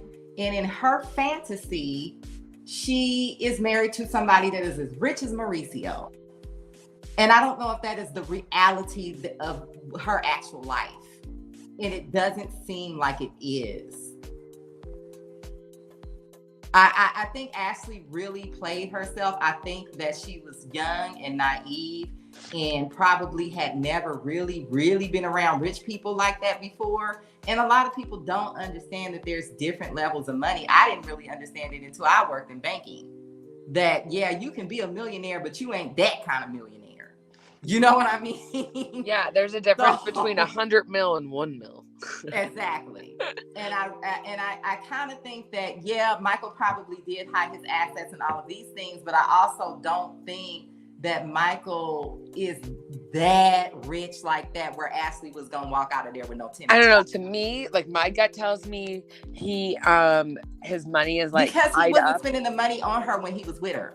My gut is telling me that his money is tied up in things, and he and maybe like they're going through turbulence. I don't know, but I just like see it like I think he has it, but it's not like he has it like able to give. And maybe he purposely tied it up so it couldn't be extracted and it couldn't be. That's very good. I would accurately if I was going to marry somebody 30 years younger than me. I don't believe in marriage. I would never get married. But I'm saying if somebody held a gun to my head and said, you have to marry this man, I'm putting my assets in a trust. I'm putting everything in a trust that he cannot touch. I am going to protect myself forward and backward. I'm going to make sure that he cannot get a dime from me. So, and you know, Michael's already been through divorce. I haven't been divorced. I've just witnessed it. And like the other lady that was on said, I know people that are just like Candace's mom who have lost everything just because they were in a romantic relationship that didn't work out. It ain't that serious. That's why I don't believe in marriage. It is not that serious. For your life should not be destroyed because a romantic relationship didn't work. And that's what usually happens when people are married in a prenup. Well, you got to marry the right person. People don't take. People aren't marrying the right people. People sometimes just want the right person, though. Personally, I don't believe in prenups. They believe that. I think a lot of people don't really think about this stuff until it's time to get a divorce. And I think that some people think that these prenups protect them more than what they actually do. Because if you made money during the marriage, you were married over 10 years, all of these things like that, that prenup starts getting weaker and weaker and weaker. And also depends on which state. It depends on which state, yeah. Yeah, because in California, you cannot write a prenup that says you're not going to give nobody nothing. They will throw it out. California is the best for divorces. Yeah, you have to. Yes. They whip them out and. Yeah. Even they're like, oh, that's cute. You thought you weren't going to pay out. And I'm going to tell you, in California, even if you do not marry this person, but you let them live in your house, they have a lot of rights to that property. And you cannot just throw them out. Yeah, remember that movie, Pacific Heights? This is why I will never let a man move in with me. You got to have your own house. You cannot come and stay That here. was a good Michael Keaton movie, Pacific Heights. Yeah. Y'all. Yeah, no. And I believe me, I live in a tiny little house in the hood. You know, Mademoiselle, somebody's doing a thing. Are you the one that told us that Michael's money is supposedly gotten in nefarious ways, and somebody did a deep dive into the dark origins of Michael Darby's money? I wouldn't be surprised. Michael's energy is very dark. His behavior, like when I say dark, I mean like the darkest of the dark. No, in another life, I think Michael would have been a pimp. He has darker than Leave Black dark. Like almost like that, like almost like what's her face? The lady. Energy. I feel that the lady from Beverly Hills. Michael would have been placed in a different set of circumstances. Nope. I can totally see him pimping. The lady who just left. I can see it 100% without a doubt. I can see him being a pimp. The Australians do go very dirty when it comes to money, so I wouldn't be shocked. Yeah, I mean, just the way that he treated Ashley and the way that all of this, like, I just really think that we normalize. He gives me like dark art, occultist, like weird family vibes from Australia. Look up Nicole Kidman's father. It's really scary. Really? Yeah, I don't know nothing about Australia except that those people just got there, like in the past 100 years or so. So no, I'm not saying all Australians, but like, you know, I'm just saying, look it up. I don't know. I just get that vibe, and I don't know. It's the energy I get from him, and that gave me like. It's really scary energy. It is the energy of a pimp, and I think if Michael would have been born into different circumstances, I could definitely see him being a pimp. Yeah, it's seeing people not as humans, as commodities, and that's a evil way to look at humans. Yep. Very colonizing of him. Yeah, it's giving like just like dark, like old kind of like old family type of deep secrets, like into weird stuff and doing things for hundreds of years type stuff. Ah, yeah. I don't know. He just looks suspect to me. Everything about him screams, stay away, check twice. But I think that might have been one. If I was around him, I would probably try to go. People trust married men more than single men in business. That's why it's called Down Under. No, but in business, people trust married men more than they trust single men, because that could have been one reason why he wanted a wife. Because I'm looking at Michael's lifestyle. That's a very good point. So was America. America started that way too. Britain used to send all their undesirables over here, and the harlots and the. Well, I don't think it's. No, Australia literally was a whole, like, literally a. It was basically Alcatraz. Yeah, it was a prison. Yeah. No, like, I'm not joking. No, it was literally. She's right. No, it was Alcatraz. It was a prison. No, we say like it was kind of like that in America, but no, it actually was like almost officially that. Like, you know what I mean? No, here they would send you here, and you would either be made a servant or put into a prison. Australia was a prison. Yeah, so that's a little bit. They're different. like, we're sending you to the opposite side of the world. Good luck. luck. DGF, that is true. It was everyone from like the UK, Scotland, Ireland. Mostly. He used Ashley's cuteness to lure people to him. That's what it had to have been. Because if you look at Michael's lifestyle, I keep looking at him and I'm like, why did you get married again? What did you do this for? Yeah, that was his Jelaine. Yeah. Yep, Ashley was his Jelaine. And this is all alleged. It's just a little hunch that we're getting. This is our opinion. You guys, I know I'm not trying to be sex negative at all. And I do think that people should be I'm not trying to either, but I gotta call how they all feel. I think that people should be free to live their lives in the way that makes them happy. But I do think not at the expense of others. Yes, I do think that there is a certain darkness that is attached to doing these threesomes and swinging and all of that with someone that you are in a relationship with. Now, if you're just and I can't explain it. I know exactly what you're talking about, and I don't know how to explain it. That's a little bit different. But there's a certain energy that if you're in a relationship with this person, but you want to go out and do this, it's a certain energy that's attached to that, and it ain't positive. And you're because you're almost looking at this third party as just like not a human really either. They're fulfilling the role that you need. And they're not really a human either, and that's kind of like that could spiral into something else and start. You know what I mean? Mm-hmm. It's just like it's like the mentality of it all can be like dark and dangerous at times, and that's why I feel like you got to be careful in these situations because it rides the fence. It really does, and I'm not trying to be not sex positive either. It's just like.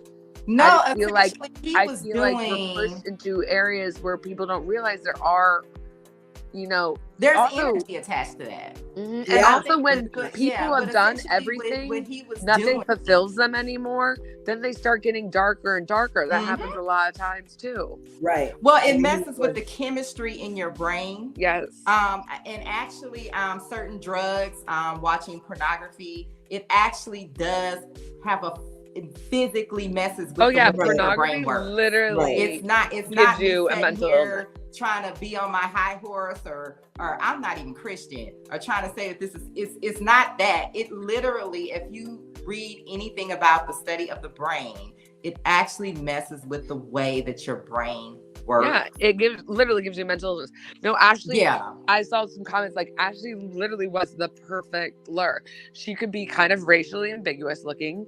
She swung both ways. She was very friendly, very like happy-go-lucky. You would never suspect that there was like well-spoken. You would never guess that there was like this weird like Gollum lurking behind her. And then you think that she was okay because she's with him.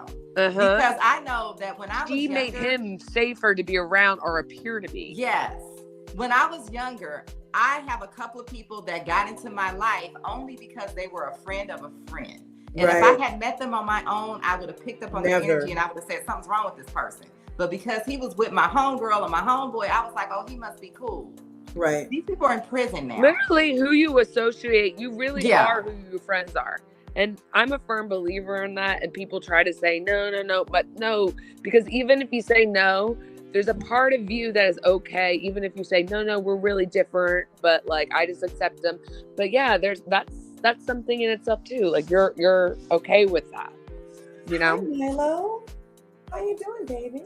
Because I'm not friends with anyone who does. And if I find out, then we're just not friends anymore, you know? Yeah, and it's not for me. I'm not coming from like a Christian looking down on people, anything like that. But I do know that when you start getting into like that dark sexual stuff, it's that stuff is real dark. Yeah. And, yeah. Like that's why Aleister Crowley did sex magic and stuff. And it's like it's real, there's real energy behind it. It's not a joke. Yeah, I don't think anything good comes from that. Essentially, Ashley was just being pimped out and no one was getting paid. That is what was happening in that part. She was totally being used. It actually makes me feel really sad. And like, I feel like she gets the whole thing is dark energy. Ashley did not get anything. I don't even think she didn't even get good fashions, you guys. She didn't even. We don't even. I feel like purse. I feel does like she even have a purse? Does she have one? Stole her youth. Yeah, one that Telfair gave her. Oh, Telfair gave her the free bag. Yeah, I feel like he kind of stole her youth. But that's it. That's horrible. I'm telling you, Ashley was even a whore gets a cut. Ashley, I don't believe she's going to get child support. And I think that's why he made sure she got that house down the street from him so he can say, I have the kids 50% of the time.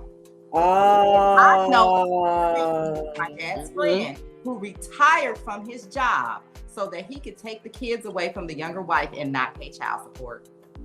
He went down to that court and he said, I'm more financially stable. I'm retired. I'm a stay-at-home dad. They gave him those kids. And as far as I know, he still got them. No, that's crazy. Yep.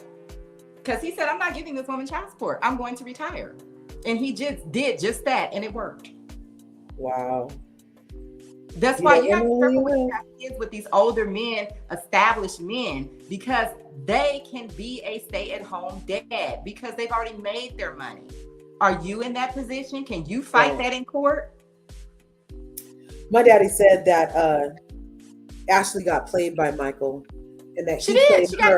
He played her from the start. I feel like he saw her. He saw him as a target, and he saw her as a Vic. But you know what, you guys, it would not surprise me at all if she was taking some of her housewife salary and helping to pay the bills at that condo. It wouldn't shock me at all. Here's the thing. This is just my opinion. So no one sue anyone on this panel. We're just saying opinions.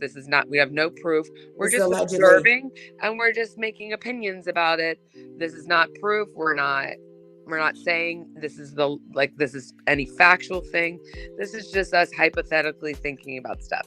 But with that being said, Michael, predators in general, and I'm not saying anyone's 100% a predator, although we could argue very easily, but predators know how to pick victims. They can smell it off them. They can smell the previous trauma off them. That's why you'll notice that if you look at the victims of certain predators, they all have things in common because they can literally smell it off them. Yep. And Ashley the trauma is like pheromones to the right evil person. Exactly.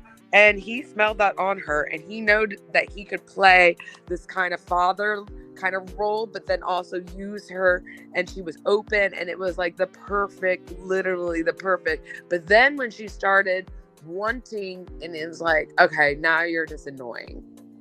Well, I think that he was okay with the kids if she would have just given them to the nanny and going back to their regular life.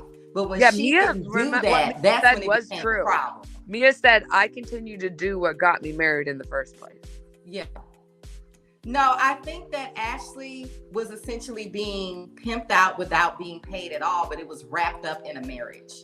This is why I feel like people think that marriage is something more than what it is. And I feel like a lot of women are being manipulated and blinded by these marriage contracts, and the man is still cheating on you. He's still living as though he's single.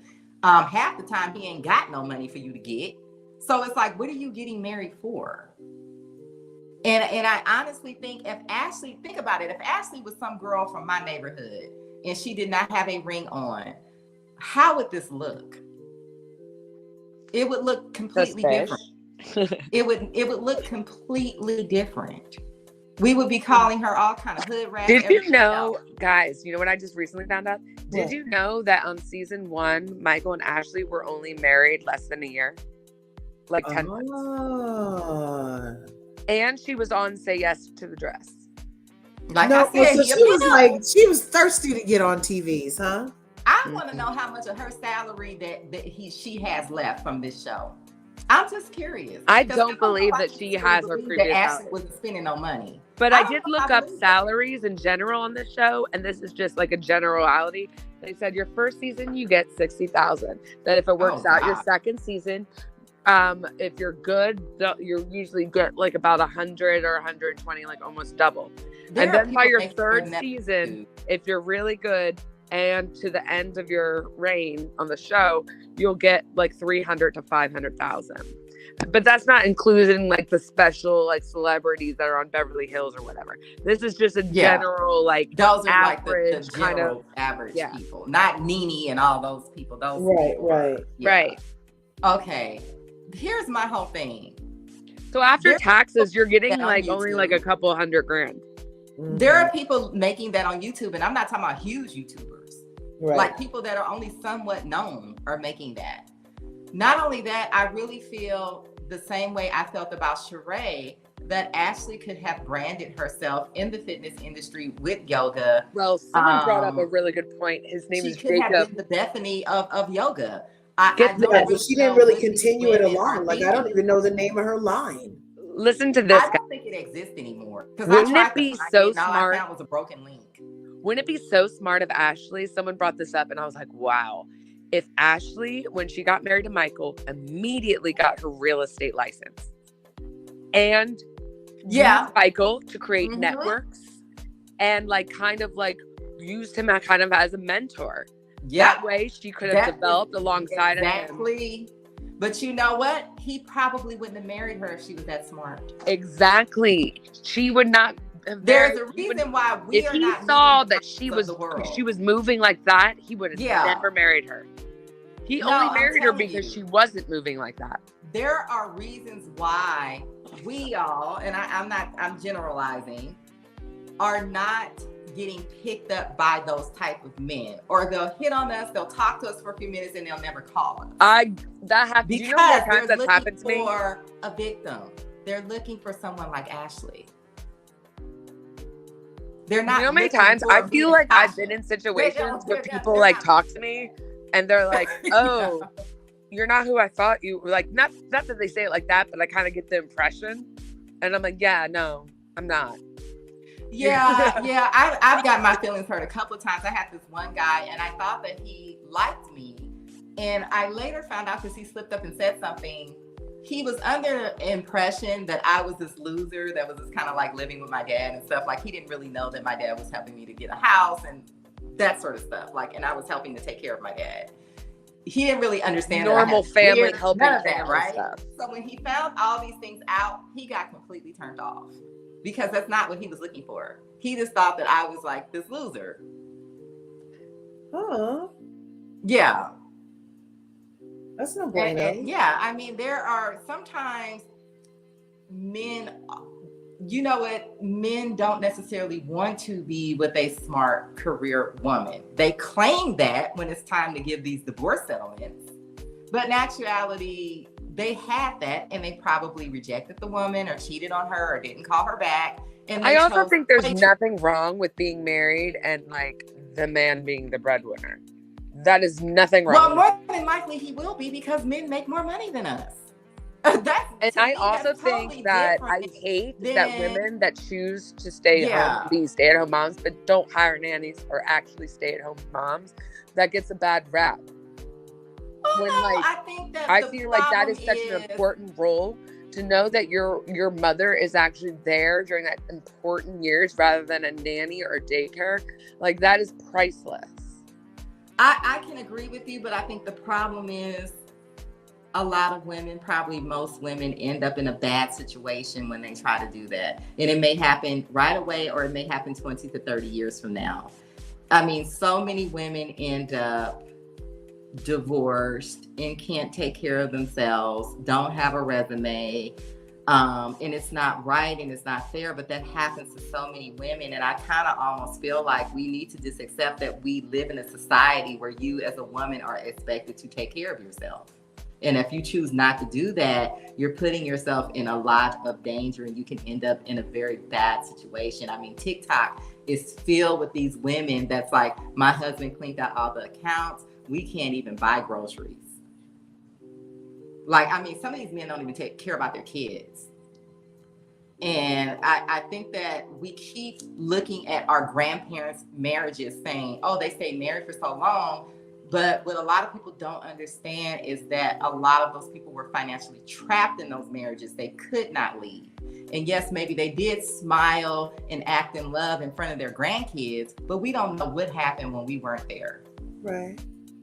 So I just really feel that we have to stop looking at marriages from the 1950s and thinking that is how relationships work. Those relationships worked because most of those women were trapped. I don't think it's just that. I think I don't think we could just categorize it and do like one sweep and assume that's just that. I think there's a lot of things. There's a decline of morality. There's like this ADHD. And I'm not saying like the real disorder because I have it, but like I'm talking about like, oh, on to the next one. Oh, well, this will be my first wife. See ya. Like, you know what I mean? And it's just like the society and like morale has also changed. There's no incentive to be committed to anyone anymore. Like that. But you know what? I don't know if that's morality. The integrity of a relationship is not there anymore. Evolving and realizing that relationships don't last as long. See, I think it's devolving. Because our lifespan has gotten very long. And I think that, yes, there are some people who will just stay there and be miserable. And if that's what you want to do, that's what you want to do. But what I'm saying is most relationships are not going to last like that. And we can see it. And I think a lot of people don't want to accept it. And then the next thing you know, they're selling their house, they're filing bankruptcy and all of this stuff because they've gotten married and it's time for the relationship to be over. And now they're being financially ruined. That's all I always say. I think especially in America, in Europe, people still like court one another. They still go on dates. They still like, there's still that kind of over here. It's just, there's such a decline and just like any real like respectful like interactions and like relationships. It's like, and I think it's some of it is artificially pushed. I don't think it's an organic transition either. I think it's done on purpose to like, because you want to break people up. When you have families that are together, that are protecting one another, that's not like ideal. Yeah, that's crazy. You guys, real quick, subject change before we go. So yesterday, Miss Wanda, Love and Marriage Huntsville, went live. I caught it. I go in there and I'm like, so are you fired or are you filming? And she's like, well, you have to watch. You'll have to watch. Nobody fired though. Nobody fired though. And then I said, are you sorry for talking about the child?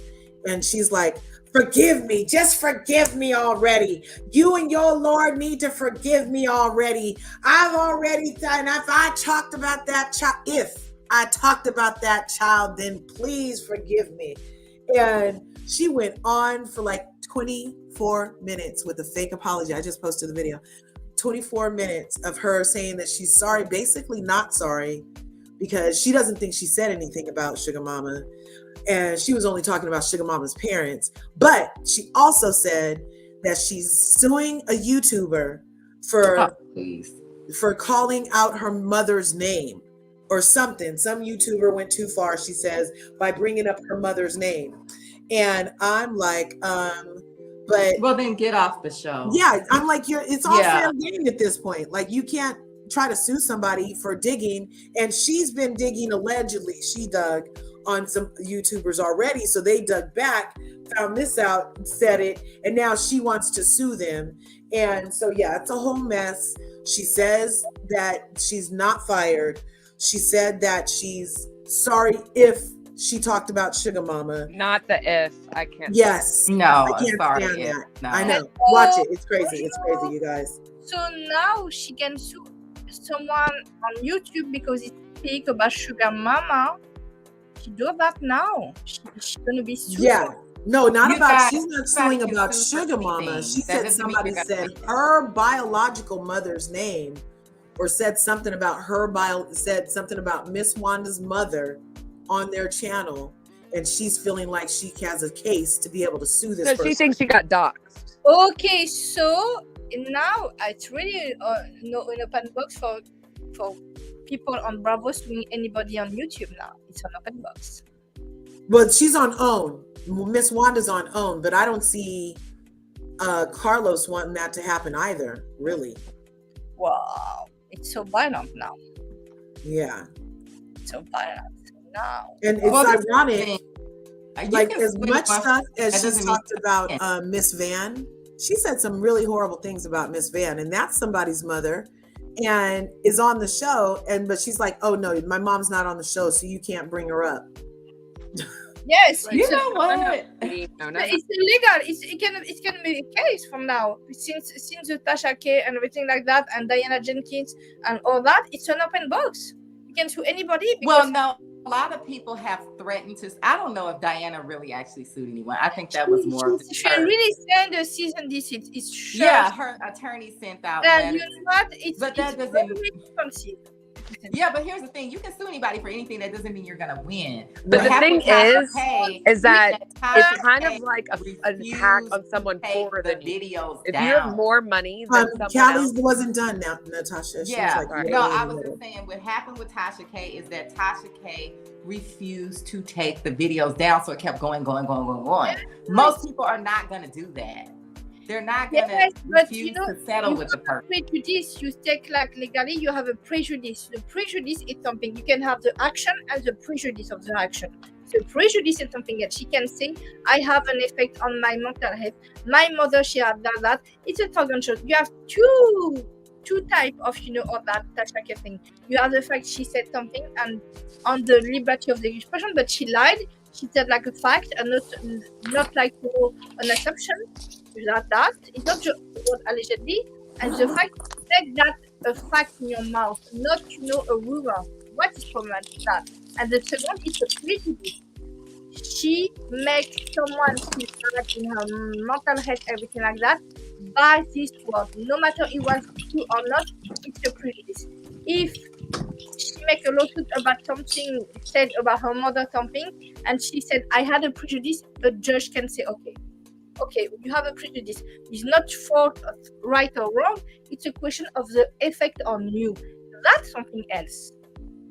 Yeah, because what the thing is, what I was gonna say is that. Wait, Kylie, can I say something real quick? Basically, oh my god. Wait, let me just get this out. What kind of to piggyback off of Gabrielle is what she's saying is that basically it's a kind of flex that wealthy can do over people, because regardless of whether you're going to win the suit or not, it could cost hundreds of $1,000s to fight it. And to the average person, that could be completely detrimental. So all they have, and to someone who's extremely wealthy, that's nothing. So all they have to do is threaten that. And the sheer threat can silence a lot of people if they don't have the wealth. But it's not just like that. If you say something very derogatory and you don't have your source, and you say something with very mean intention, you create that situation. People are speaking, need to take the responsibility of what they said and what their purpose. If you make entertainment, okay. If you make that on make someone else feel bad, have a bad image, just you take the show. A show is something you have a proof to that. But what you said, maybe you have an assumption is something else. What exactly said, everybody need to take its responsibility. Everybody need to be very aware what he said and the effect of what he said. words have a power. For sure. We have a platform. We can say what we want, but what is the effect of our You words? should be allowed to say your opinion, though, as long as But you I express also that it's think opinion and not a fact. No, Like, to take that away, you're writing a really fine line between like First Amendment and like freedom of speech. Like, we're not allowed to have opinion because even if we state it as opinion, we're saying this is my opinion. This is not a fact. Yes, you might not like it, but like, oh, I don't like that. It's an act. It could potentially paint me in a dark light. So all of a sudden, I'm not allowed to criticize anyone. That's crazy. Well, the issue with Tasha K, she was saying that these things were fact, and she actually were bringing people on there that supposedly were corroborating things. Like, it's a whole other thing. She wasn't just giving her opinion. Exactly. Like, Tasha K was a completely other thing. We have another case. Kalinola, we had another case. If someone give an opinion, it's a Giselle and Chris. She gave an opinion, I feel bad with him, but at the end, she make him look like someone very derogatory with woman. She made that way. She created something, a narrative, very prejudicial to him, and she had bad effect. It's an opinion, but at the end, opinion to make that a way of fact. It's very thin line in the two sides of the thing. It is, but I wouldn't worry too much because I don't really, honestly, I don't see a lot of people getting sued, and I see some people saying some crazy stuff on here. It depends what you said, but if you accuse someone of something like an SA, like or imply that if something can be or imply a crime. I think criticizing people's behavior is not implying someone of a crime. Like, you're allowed to make observations. Exactly. Like, this is like getting out of line. This is like literally censoring people, and it's like a fine line. But I don't think it's happening. Like, no one. I think that what happened with Tasha K was a special case because she went so far. Exactly. She literally stated it as a fact, and she refused to remove it several times. That is an extreme case. That's not someone saying, this is my opinion, allegedly, I don't like this behavior because it reminds me of this, or whatever. Like, you know what I mean? But I think we're worried about something that is not happening. I know. We see about something not very prejudicial, and we see make someone, and we have the middle. No, I don't do Jersey, Emmanuel. I don't do Jersey. Too many things offend me over there. I can't really get into Jersey. Me either. I don't like those people. But I hear that a lot of people are having thoughts about it, and just based off of what I hear, it sounds like Teresa's still a crazy narcissist who only cares about herself and her children. And it sounds like she got a new husband that eggs her on, just like the old husband. And it sounds like she's now bringing the kids into it. The same kid that she wouldn't even let have camera time, I heard, just said something in the last episode. For the first time ever, she uttered words, and it happened to be against Vic and Joe and Melissa. And I'm not really here for it. And I don't really care for that. Who's that one who got the bad nose job and falls down her face drunk? Married to the plastic surgeon that cheated in the... she's obnoxious. Jennifer? Jennifer. Do not care for Jennifer at all. I feel like most of their bronzer is borderline offensive. And so I won't be covering it. No, it's a bronzer from Jersey. You're hilarious. Yeah, it's borderline. No, if you know that culture, Curves is right. That culture, there's a lot of acceptable racism in that culture. And it's the same thing with Orange County as well. Yeah, Aaron, who do you know who's covering it? So if Emmanuel wants to go support, definitely, for sure. That show, they're not likable. Yeah, all my extended family is from Jersey, so like I don't find them. My godparents are South Jersey. My dad was from North Jersey. Like I don't find them interesting, you know? Yeah, they're not likable people. And honestly, I think that Teresa might be on the spectrum a little bit. A little. Yeah. She is not a sharp knife. Something is not there all the way with her. She's not a sharp knife to me. She's practically a bent spoon. What she gives me is like almost like sometimes she's too young to be a boomer, but it almost gives me that a little bit, you know? You know what I mean by that? Where they're like so like indoctrinated in these old ways that like they can't see. past, like, what, I don't know, their own, I don't know, it gives me that energy with She her. like screams, she's always screaming about people being loyal to her, but I've never seen her be loyal to anybody in her family. Never have I ever seen her be nice or loyal to anybody in her family. Yes, And except for Joe, Greasy Joe, who's got deported, she was very loyal to him. But as far as her brother, no, she was not loyal to him. Has always been attacking Melissa. And then this whole thing, Maybe she thought he wasn't loyal to her. And now I'm hearing this thing about freaking she's still mad that Melissa's on the show 13 seasons later. Get over it, Teresa. You're not production. It's not your show. You don't get to decide who the viewers like and who the viewers don't like. I'm glad that Melissa's on the show. And I don't feel like toxic Tauruses can get territorial like that, though. It's like crazy. She's just crazy. She's just crazy. If you're a Taurus and you're toxic, you can get territorial like that. Well, she's that. She's it's like a toxic trait. With these shows, production is just as much to blame. With Potomac, I think the production created monsters with Giselle. Totally created monsters. Oh, Giselle's a whole monster. Yeah, an entire monster by herself. I don't even want her. I don't want Robin back at all. Because I don't want to see her face. I don't want Giselle to have anyone to turn to. I'm not watching the show. I need if her Robin on comes an back island by her green-eyed self. No, the show needs to move everything on that she ever did by herself.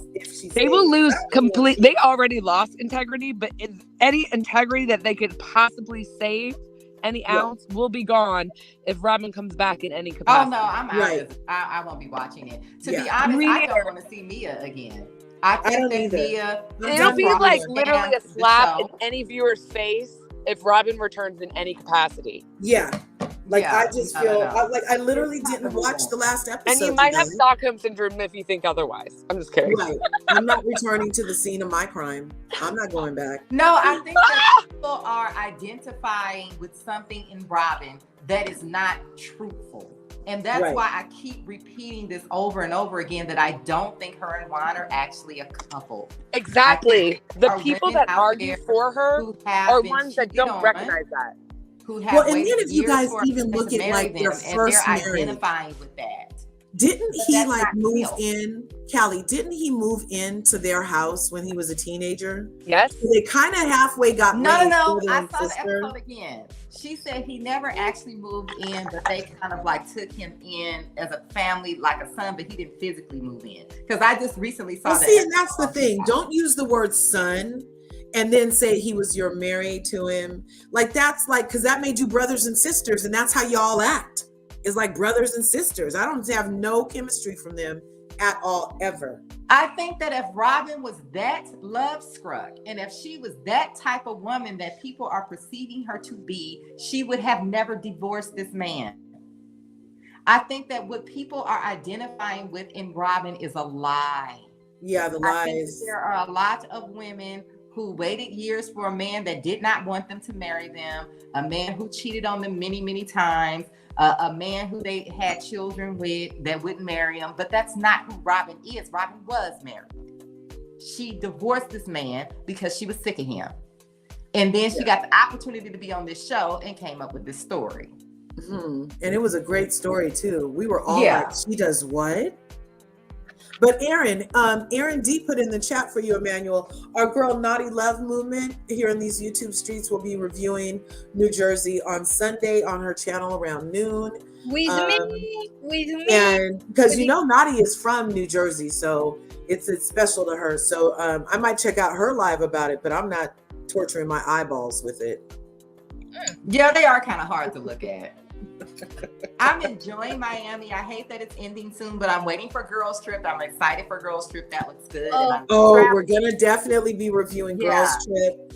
We're gonna definitely catch the second reunion of Potomac and review that. And we're gonna definitely be reviewing what just started again? The Fresh Prince of Bel-Air, you guys, on Peacock. Oh, it was really good. Yes, season 2 just dropped. Well, not the whole season. I think it's coming out every Thursday. Every Thursday it's coming out. And that is good acting over there. I'm gonna be doing that one. And yeah, so Kurz, I think if you watched, you would enjoy the New Girls. Emmanuel, Yeah, the I new girl agree with a lot of Danielle. what you I like the say, new girls. but I like the if new they're girls. around the old girls, I don't think I'll like it. I just don't. Like, how can I feel like everybody that's going to come is going to be trying to kiss the ring of Teresa for what? She doesn't own New Jersey. Yes, she does. She kind of does. In her mind. Come through, Sebastian. Yeah. She does. You're not calling for Tree, okay? Tree does. Yeah, no, I'm not a tree First hugger. of all, here comes first of all. Oh yeah, give me a first of all, please. First of all, you ain't coming for our girl Trey. Yeah, no, I'm coming for her. I stay. And it looks like you could have 7 seats and get the dogs and the coffee. What would Melissa and Joe's storyline be without Tree? What would her storyline? Her storyline was that she was not the sharpest knife in the drawer, signed some papers that she said she couldn't read, went to jail for it, gets mad when anybody brings it up, screams that everybody owes her everything, and now is involving the children. Like what? She's not involving the kids. Tree would have a storyline without Melissa. Melissa would not without Tree. See ya. Yeah, it was. They're codependent that way. No, they're not codependent because Teresa actually has stuff that goes on. Yeah, she has a storyline without Melissa. Well, I wouldn't know. Her storyline is not mutually exclusive to Melissa. Melissa's is. Oh, that's what you guys thought? No, like, because the seasons that I did watch, Melissa and Joe had stuff going on. What did you have? Is that when she was trying to say that she was trying to have a baby and like her husband? No, not the trying to have the baby. She had the shop. She was trying to sing. They were redecorating the house. She was being a mom. Yeah. Like it looked like she had stuff going on, and none of it was with stolen money. So, but you know what? I know there's one. Well, there's rumors that they're all connected, allegedly. I'm sick of the over 40 woman on these shows coming on here like she can just have a baby. I'm a woman over 40. It is not that easy, and you are lucky if you are still able to have a baby. You are damn lucky. And I'm sick of the singing career. Somebody. Yeah, not everyone is having a baby at 48 years old like Diane. Right. Yeah. No, I had my last baby at 44. Has had how many miscarriages? And I had my last baby at 44. The Brat's wife, Judy, nearly died. You guys, and that's why the Brat was doing it. You did, Larja? Yeah, I had my last baby at 44. Oh, that gives me hope. You got lucky. That's not.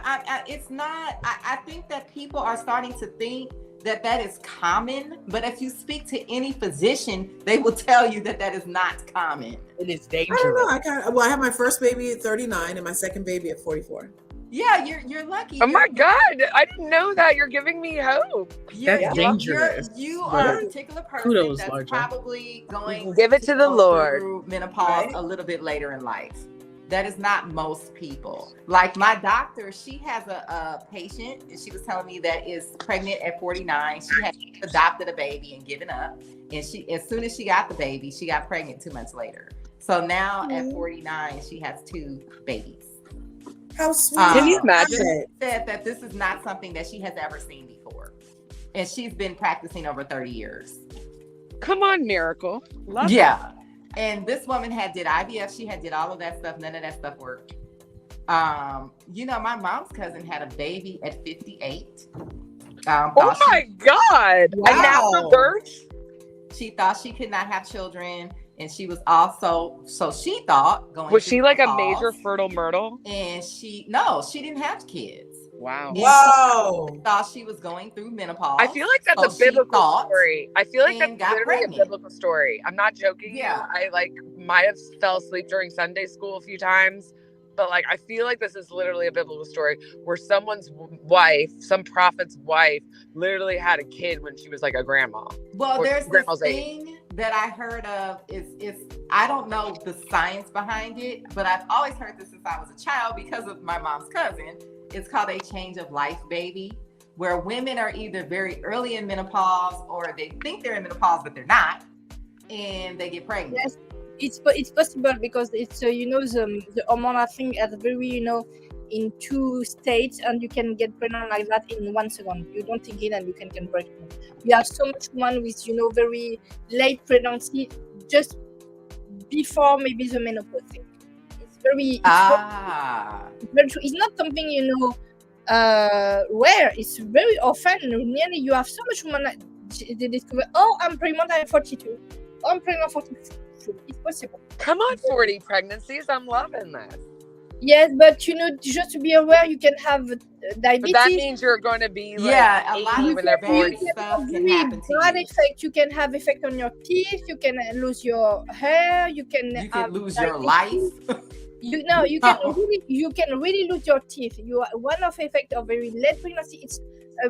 It's a Down syndrome. It's true. It's very possible to have Down syndrome kids, but it's very rare now. And you can have diabetes or maybe a premature baby. It's a risk too. Or maybe hypertension or blood coagulation. It's a very high risk at this age because the body's not.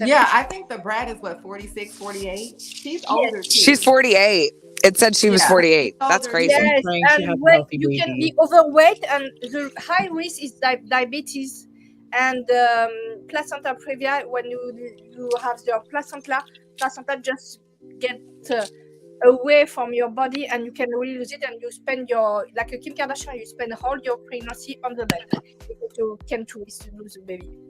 It's very possible. Well, if it happens, it happens, and that's just the way the story goes. So it's like, obviously, it's not ideal to have it late, but if that's your story, that's your story. You give it up to God. It's not a question of God. You just have a good health before, because if you have overweight, the risks are much elevated to have diabetes gestational thing. And diabetes, when you are pregnant, can have effect on the baby, and it can have something happen to him too. So it's important to have a good health, and when you have a kids very late, to have a very good health, because lose your kids. Speaking of babies, I'm gonna say something, and it may sound offensive. Guys, I gotta step out for a little bit, but if you're still on, I'll be back. Love you. Okay, I'm gonna say this. So, like, as I told you guys, I have a cousin who's from France, right? So when he was here in the States visiting for a while, he saw a kid with Down syndrome, and he just said, "What is that?" It depends where it comes from, your cousins. It's something to do with your chromosomes, but the reason why we don't see it very often is because there is a test that is given. And no, it's not just that. It's not just that. When he said, "What is that?" I was like, "You don't know about Down syndrome?" And he was like, "Well, I've only ever seen one person with it in my whole life." People in Europe. He was saying how people in Europe, they practice. We have Down syndrome. It's not. It's real. We have it. You guys have it, but it's very it's lower compared to America. Way much more lower. I think we have. It depends where it comes from our cousin, but we have it in France. Health. It's free, so it's very easy to have health care and to have pregnancy caring. So yes, we have it. We have, but maybe less because we have some prevention of that, and every all help for pregnancy women. And then he was saying how in Europe, eugenics is practiced a lot. No, I was just about to say that. It is practiced. It actually is practiced. I will tell you that eugenics is calling something crime against humanity. We can use this word because it's illegal to do eugenics. It's illegal. We can give you a choice to have or not your kids when you have Down syndrome. It's true, because it's a big choice to have someone with so much problematic, but it's choice of the parents. It's not law to make them. You can say yes or no. It's a choice. Like you have it's a choice to make to the parents. The abortion is not the same in France or in UK or Ireland, everything like that. But we don't do that. Eugenics is something calling a crime war or crime against humanity. It's a very strong word used by German during the Second World War. So they tend to. He was saying how they tend to if the child has any disability at all, if they can detect that during the pregnancy. We do in But USA, we do that here. We I do just it think a here, but lot it's of not as men common don't as it is over understand. there. but you know No, what? but it, Because the okay. healthcare is very expensive in USA. In France, it's free. You don't pay $20,000 to have a baby in France. You don't pay that. It's free. It's free. If I go to my doctor, I paid maybe $25 to have just a consultation. When you go in USA, how much you pay to see your doctor? I think very expensive. Everything is so much expensive about health. We don't have the same health in Europe because we don't have the same food. We don't have the same way to live. We are working. We are less, heavy, but we have a free health care, and we have so much prevention to avoid that. Right. So, Yeah.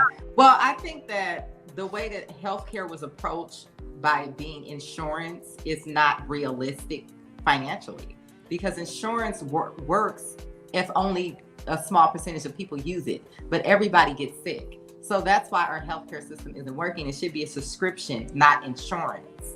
But that's a whole other thing. But the thing is, what Sebastian was saying, there is a test that I especially would have to take because I'm older. If I were to get pregnant, this is why most people don't announce their pregnancies right away. And most women do not keep the baby if it has Downs. That's why you do not see a lot of people with Down syndrome. but we have it in Yeah, they offered me that test for both my babies. Yeah. I had it with the one when I was 39 because they freaked me out. They were like, oh my God, if you don't get this test because you're a geriatric pregnancy, then when the baby gets here, it could be like this, that, and the other. And I was like, oh my God, well, okay, what's the test? They were like, well, we have to take this 3-inch needle and stick it into your womb and hope the baby doesn't move and get punctured. And we hope we don't rip the sac and we hope we don't puncture the baby, but we got to do this test. And I was like, okay. So they went ahead and I let them do it. And of course, it came back fine. So then when I got pregnant the second time at 44, they tried to scare me again. I was like, whatever, you know what? God's going to give me what God gives me, and whatever God gives me, I get.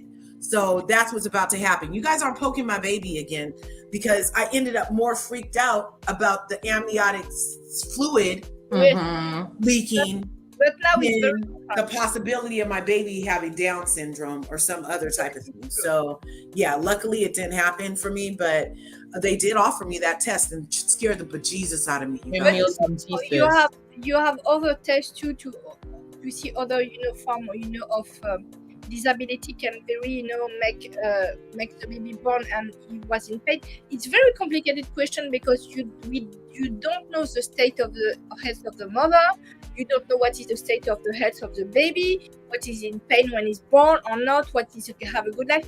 If you make a life or not and he was every day in his life is pain, it's your responsibility to do. So it's very complicated too, because I work in this type of service when I work in the hospital to help the parents to see that situation. It's a case by case. It's a very complex situation. I can tell you that for sure. It's very painful situation to make the grief of a kid, of your baby you think it's perfect, and to accept his disabilities or not. Right. So I can give you an answer, but we don't do something called eugenics because it's very like to create a species of human perfect. We are not always perfect DNA. Epigenetics prove that we don't have a perfect DNA because all the human experience in history is reflected on your DNA. It reflects on DNA. When you have no food during so much time in country, you see the effect on the 4 generations after. All they have disease, difficulties to be good in good set, everything like that. I honestly think we just eat too much sugar in America. Yeah. And I think it is just that simple. I think it is sugar, and then the sugar mixed with other things that we eat jacks you up. I feel like it's the sugar, the high fructose corn syrup, to me, the genetically modified seeds that are forced to be used. So that doesn't create seeds. I feel like us ingesting seedless fruits and vegetables that are supposed to have seeds also but does. You know what? If you see somebody that has been vegan long term, like especially if they're a raw vegan, it's like the person has stopped aging. Yeah, like they have a definite glow. They're like I will 70 tell years that- old. And they look like they're the same age as me. French people is not true at all, because when you see vegan in France, they are just like look like something get out of a cave and like with living in that cave. In France, the food is very different. You have GMO. We don't have GMO here. It's forbidden in Europe and in France. GMO. It's very. You need to be indicate that on the box if you have GMO. But GMO is very forbidden and not like by people. You come in France, you see people are not vegan, have to be healthy, have to have a good figure, everything like that. And we are not vegan at all. I'm not vegan. I have a good health. I'm not saying you have to be vegan. What I'm saying is there's different types of vegans. But when I have ever seen someone who has been a raw food vegan for a long time, they definitely age it's faster. almost like the person stopped aging. It's very creepy. The person will be like, I'm 72, and they look 35, and you're like, what the? You can go in Africa. You see people eating meat and they don't aging too. I think it's more in USA maybe it's a question, but if you go in other part of the world, it's not the same question. You need to eat meat in other part. I grew up. I don't know. No, I feel like meat is a friend to the body. I think it is. You know what? I'm just saying that this is something that I have noticed. That's all I'm saying. That's all. I'm not. But you guys, you know what? Yeah. This is 3.5 hours into my first live since I hit 1,000. Okay. I'm gonna have to shut it down now because Mama has to go sell some insurance. You guys, make sure you have your life insurance in place. Your cars are insured, your houses are insured, your rent's insured, your freaking dog is insured, your jewelry's insured, and then here you go walking around with nothing. Y'all better get your life insurance. Larja, I need maybe to call you during the weeks coming because I have some question about insurance in USA. I need to have I had some question for you technically. Oh yeah, for sure.